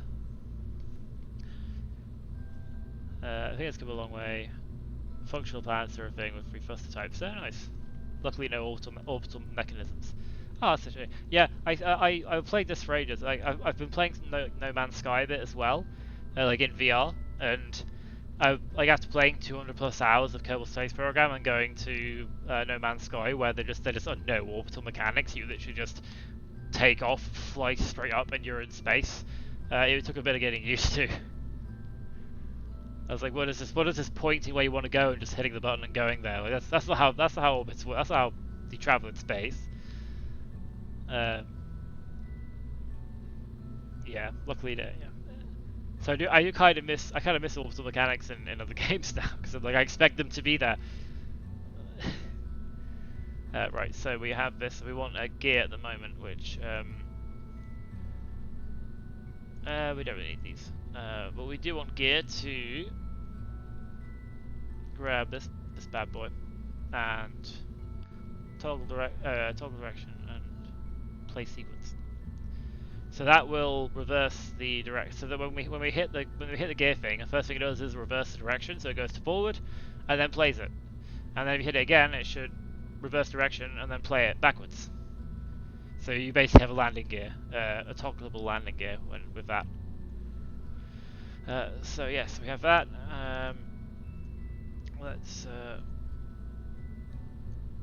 pop the fuel back up here and let's build. I think we're going to build our. We're going to build our actual like launcher and transfer station. We're going to fly this. It's like by itself, but I still want to test this landing on the moon. Like I still need to actually check the. I need to check how this has impacted our, because like these things are going to be a lot heavier than a landing leg. So. Yeah, 5.63 TWR. There's a lot less of There's a lot less. Okay, why doesn't this thing think we have any? I'm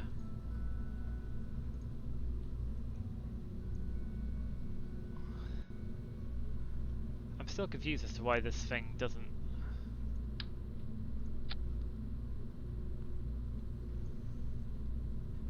Why this thing doesn't think we have any.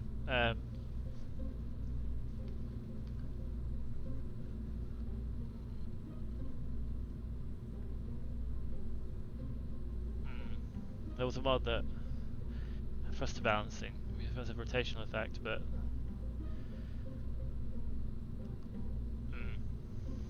I can imagine. Yeah, for some reason, like it doesn't think these have any delta V, but they do. Like if you take this off, they should do. You know, are they like just configured for the wrong fuel?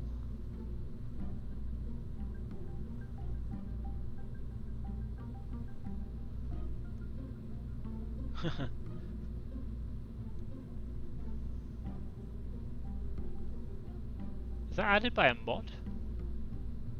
Fuel delivery overlay. No actuation toggles. Interstellar fusion engine. What? No, that's not what those are.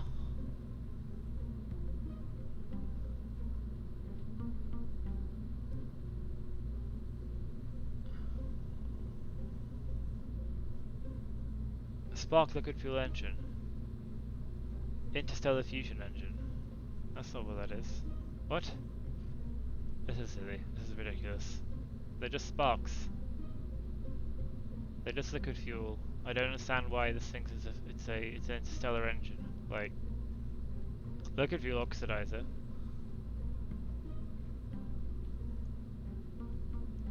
What is going on here?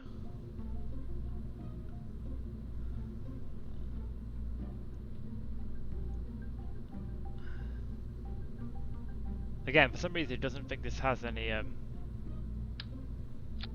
delta V, which I don't understand why it doesn't.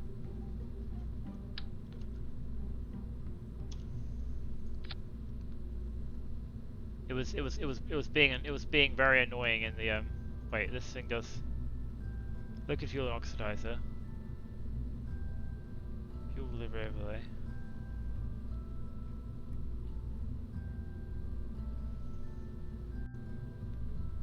Yeah, I don't know why that is. Like, it seems to be very, yeah, I'm not sure if the mod's interfering with that or what, but that should still be fine. Like, it just thinks it doesn't have any delta V, but it does. That's 5.63 on the Mun. What's it on Moho? Ooh, it's not quite as good. Like 3.4 is great. I'd rather have a bit more than that.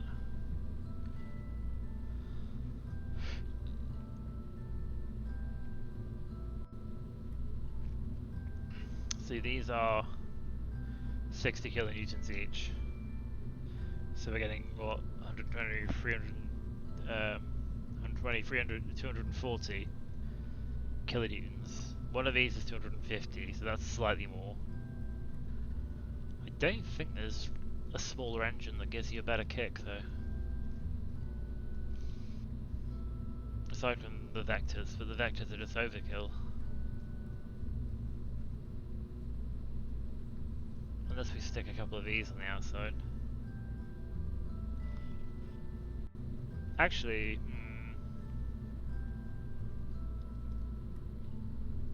120 kilonewtons each. So maybe 4 of these FUDs, or 3 of these FUDs, I think maybe. Although, having said that, I don't know where I put them because these are all based on force symmetry. So, what else have we got? Thermal rocket nozzle. That's not what we need. Twitch. Hybrid rocket.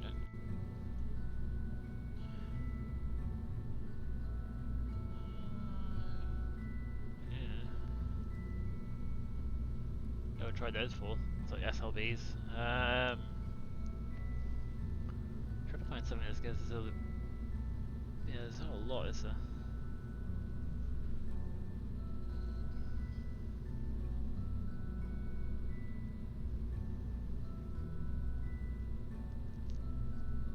Rutherford engine.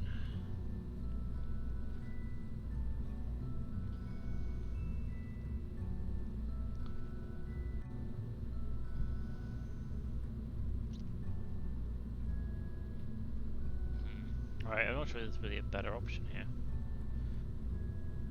Aside from swapping those out for 4 of these. But they're... yeah, their ISP isn't as good. Maybe we should be able to land on. I mean, again, I think the thrust ratio will be better when we actually come close to landing. I would like a bit more leeway in the, because I mean, like we need 870. This is an extra 500 on top. I'd like a little bit more leeway in. So I'm thinking if maybe we can.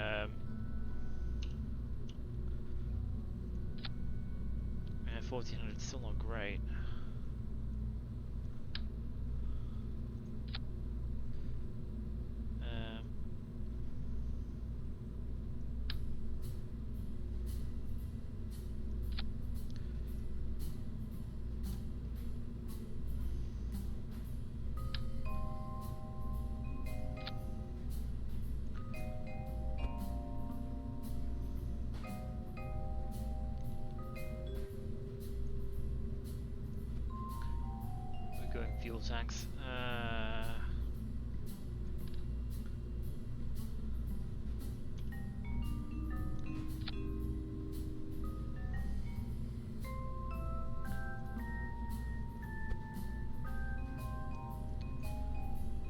1443. It's a little bit better. I think I'll take it.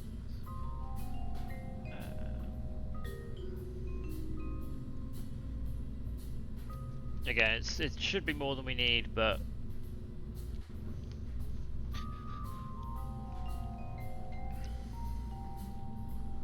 right. Okay, cool. I feel like this is probably as good as we're gonna get it. So the question now is, let's build a transfer stage to go around this.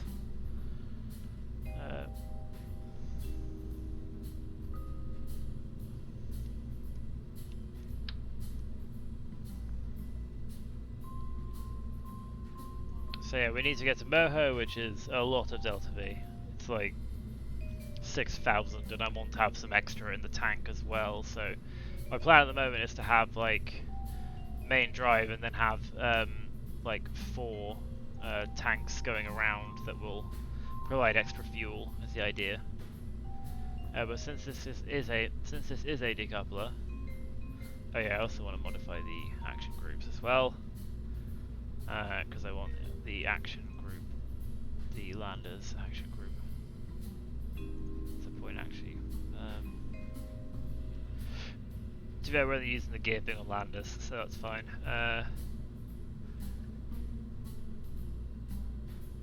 Extend ladder. That's cool. Right, so 2.5 meter fuel tank. Let's go with a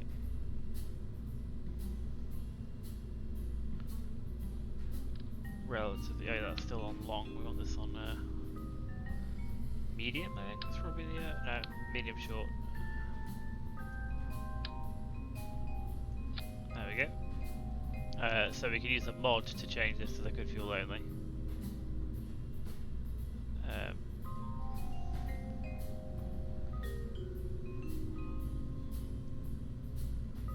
We want another engine plot. Just gonna go here. We're gonna have try a quad. I feel like maybe 4 nerves is gonna be a bit. Oh yeah, I need to also add the yeah, I'll do that now actually. Thermal radiator panel, thermal control system large, thermal control system small. Let's add these here, and let's add, I think there are 3 of these engines, aren't there? So let's add 3 of them here as well.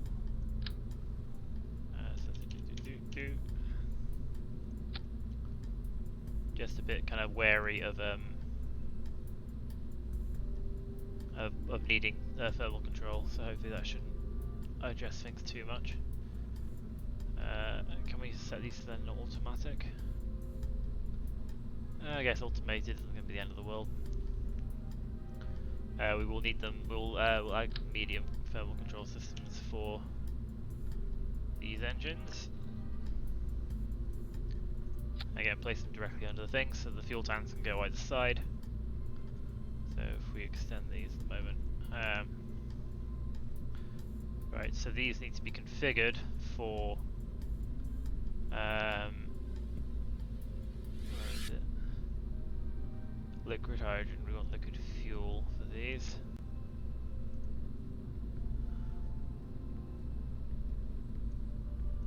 Okay.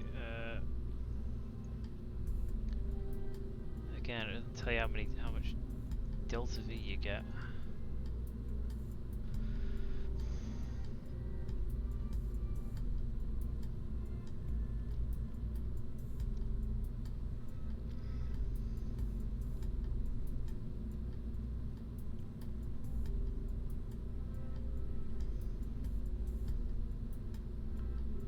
So it should be powered by liquid fuel. This should be liquid fuel. It does. Oh, let's look.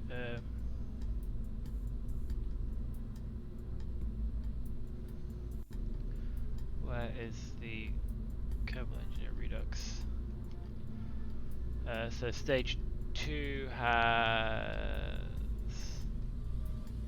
2,484 meters per second delta V, TWR of 0.57.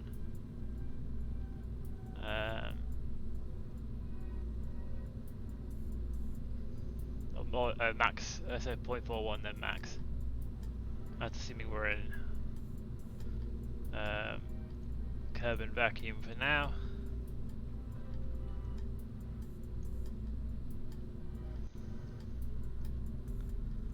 Okay, right. So 2008 ain't enough. Also, I was going to add some fuel transfer capability to this as well, if I could manage it.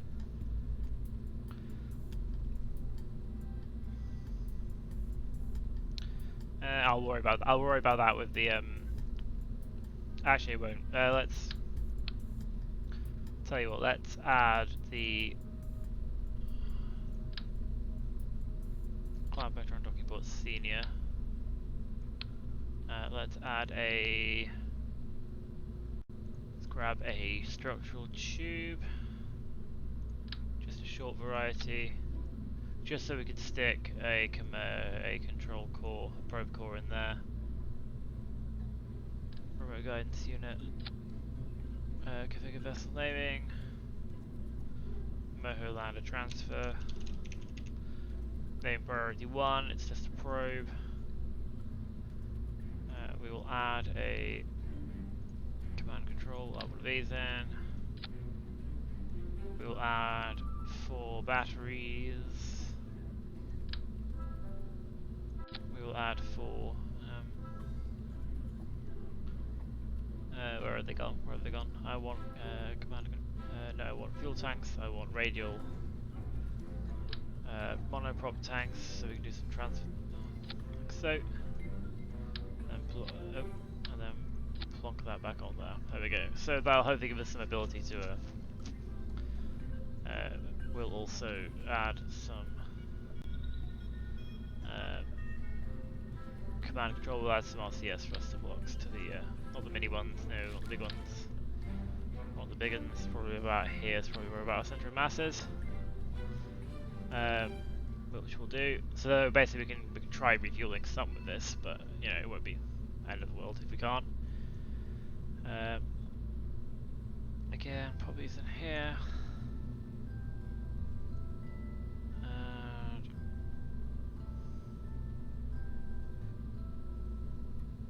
I guess we'll leave this open because this will be hopefully our actual accurate guide. So we want to add some. So 2,000 ain't enough. We want to add some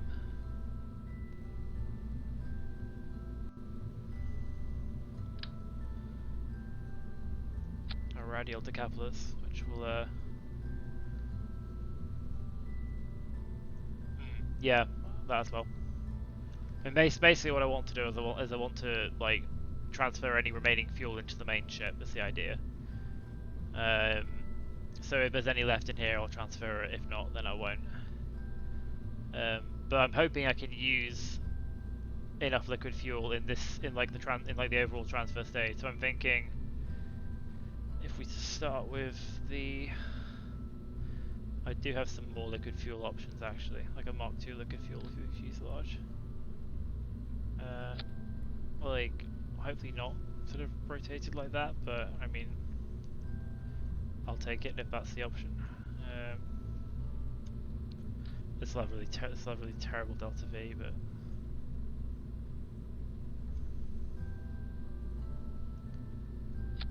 oh. Ah.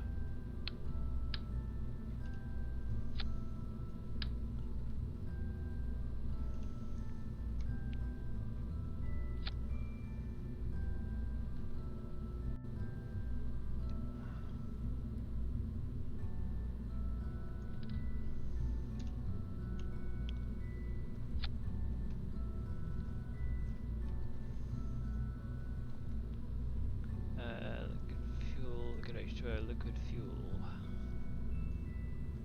And we can have a, is there a nose? I think there's a nose cone piece that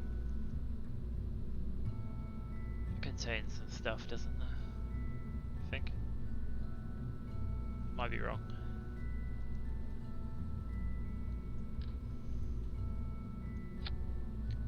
That's just liquid fuel, isn't it? Yeah.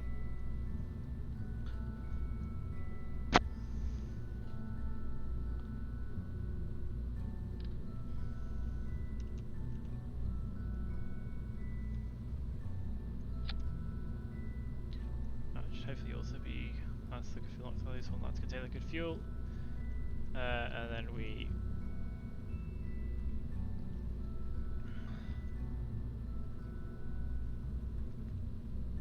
pipe this into here, that's the general idea. And then this goes first. Oh, there you go, 4,707, which is, let's have a look.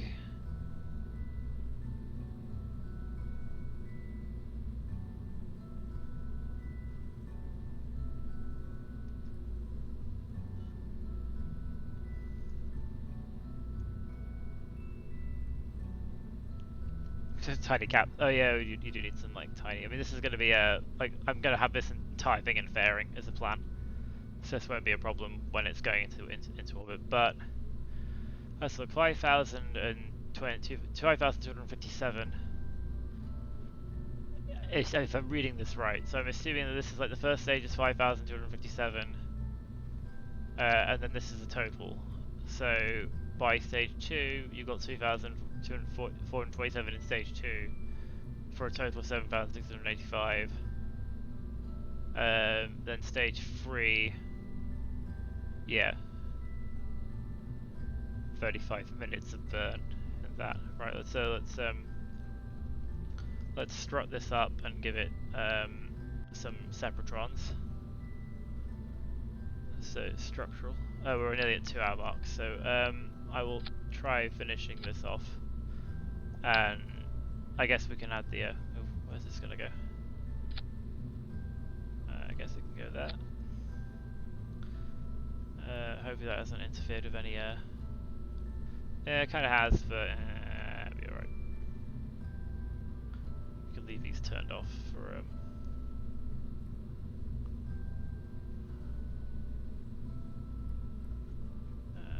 Yeah, we'll turn these off as well because we're not going to need these automated. Yeah, something like tiny caps should be a thing. I feel like there are some little aerodynamics. I mean, they're probably not that small nose cone, 0.01 tons. I feel like it's worth putting in. There we go.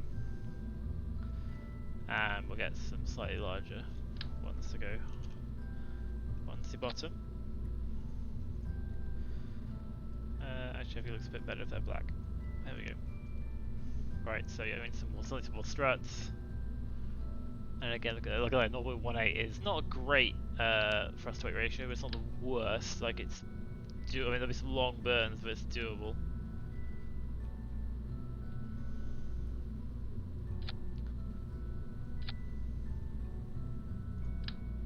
And again, like 7,000 delta V should be enough to get us there. Even if it isn't like enough to like meaningfully refuel the. I mean, we can always send a giant flying fuel tank if we need to, just to be on the safe side. Yeah, I have a feeling that the shroud isn't quite going to cover these, but yeah, I'm not that bothered about it. Okay, so this is going to have. Actually, that's the point. We do want to add some.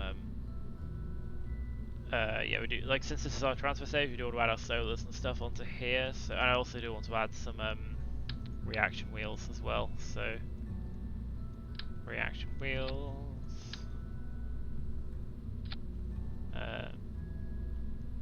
Again, 7,610 is not amazing, but again, we want to stick some solars on the outside because this is going to be how we're charging our batteries and running our reaction wheels and stuff whilst we're in flight when we're not burning.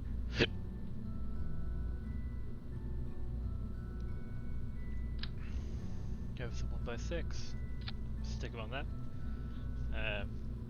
Since we're going towards the sun, we're not going to need more than a couple, but more than a few. But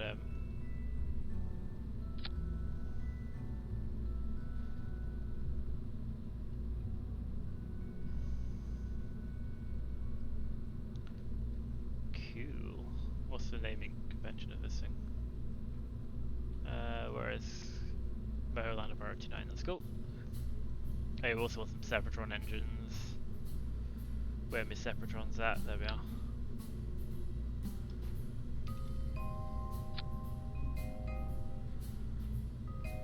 Alright, we need these in.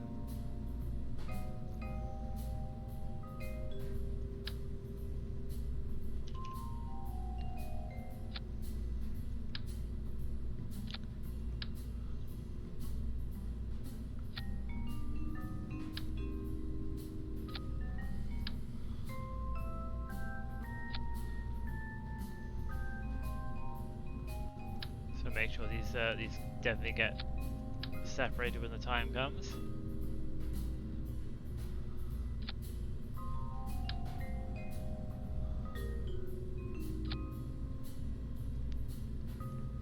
Okay, cool. Right, let's think like so 5,000 delta V, 2,427. That should be more than enough to get into orbit of Moho. That'd be a bit annoying if it isn't, but there you go. Right, so this is going to be our orbital thing. Let's just do the action. We'll do the action groups for this. Like for this stage, so we have a lander stage. Like the default stage is going to be our main ship. Custom 10 is going to deploy all of these solar panels.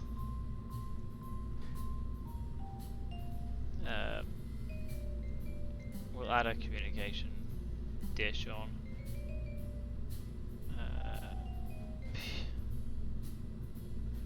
This is the best one we've got. Okay, we don't necessarily need like 4 of them, we only need really 1.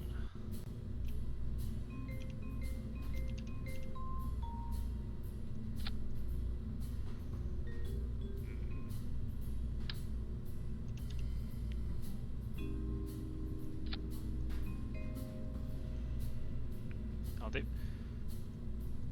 Cool. We'll go to action groups. We'll add this in. Toggle this antenna. To the point actually there aren't any solars on this thing either.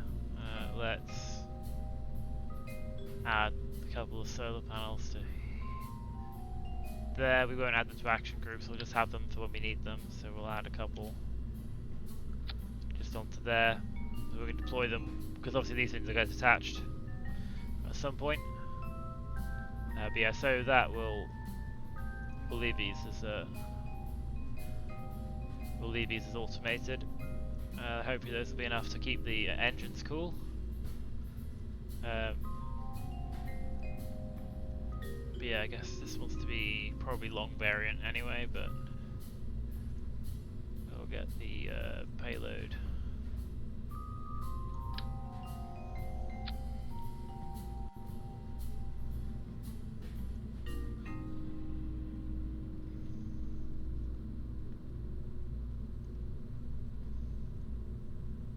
Oh yeah, so I was going to add a thing to this. We'll just do this bit, and then we'll get the fairing around it, and then we'll leave it for there. We'll leave it there. So I do want a 2D12 decoupler on the top here. We will get a structural tube. I just say too big a structural tube. We want a TD12 structural tube. We will make it a long, not long, medium long. Medium long. We add some separatrons to it. 4 will do. Where is this thing happening? This is here. Kind of want to be its own stage. We also want these separatrons to be in the same stage. And we definitely want this to be going before anything else. Yeah, so after this, before this. So this is going to be our... so the fairing is going to close around this. Oh, actually, we do want this to be a bit longer.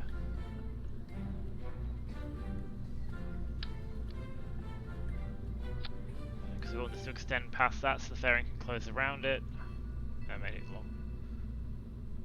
But we also want to be able to attach the any kind of like structural thing to the top, because this is going to be a heavy thing to launch. So we do want a nose cone. We then want to complete building this fairing, so we want to edit the fairing. We want to do this like so. I like the silver fairing. I think it looks cool. So there's that, and then we will build our. So we'll save what we've got currently. We will build our ascent stage around this. This thing currently weighs 150 tons. It's going to take quite a bit to get her into orbit, but hopefully we will manage it. Yeah, so I think the idea is the next time we will finish getting this thing, something that'll get this into orbit. We will launch one, we will send it to the MUN, even though it's got way more stuff than it needs. We will attempt to land it remotely on the MUN, using the new landing legs. We will attempt the rover deployment, and assuming it's successful, we'll then put another one in orbit, which will be the one that's going to Moho. Then all we need to do for Moho is to do a thing that will send some satellites to some comsats to Moho, and then we've got all the bits we need. And then we just need to put a crew on the main ship, which will be a bog standard crew launch, and then we'll be ready to go. And then we can start working on Dres, because Dres is, again, we've got Kerbin to Moho in 25 days, we've got Kerbin to Dres in 28 days. So I think we'll do. Well, I say we'll try. We won't be quite as ambitious as the lander, I think. Well, actually, I think we'll do the same thing for Dres, like just test the lander idea on the MUN. Because Dres and the MUN are basically interchangeable. And then Dres shouldn't take as much delta V to get to as well, so we won't have to do... Like, I think Moho is probably one of the most expensive delta V wise, because it's so close to the sun. Yeah, and then eventually...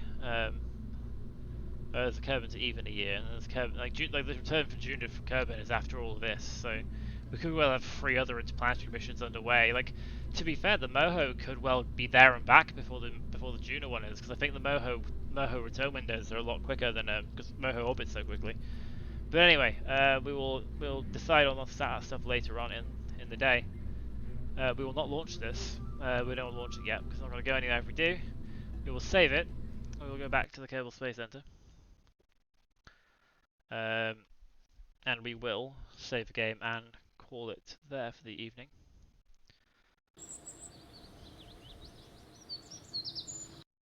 So we'll save.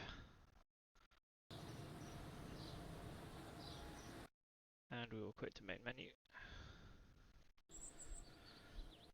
And yeah, so I hope everyone watching have been enjoying it. And again, next one will be planned for Thursday.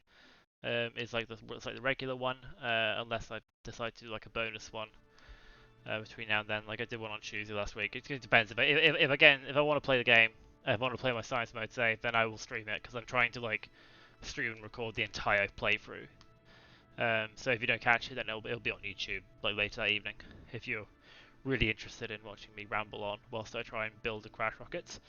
But otherwise, say thanks again for the follow. Wilderstone Drak. Again, sorry if I'm mispronouncing that. But yeah, and thanks for hanging around and chatting. Very much appreciated. Hope you can join me again at some later point when I'm trying to do a bit more sort of crazy stuff. But yeah, cheerio.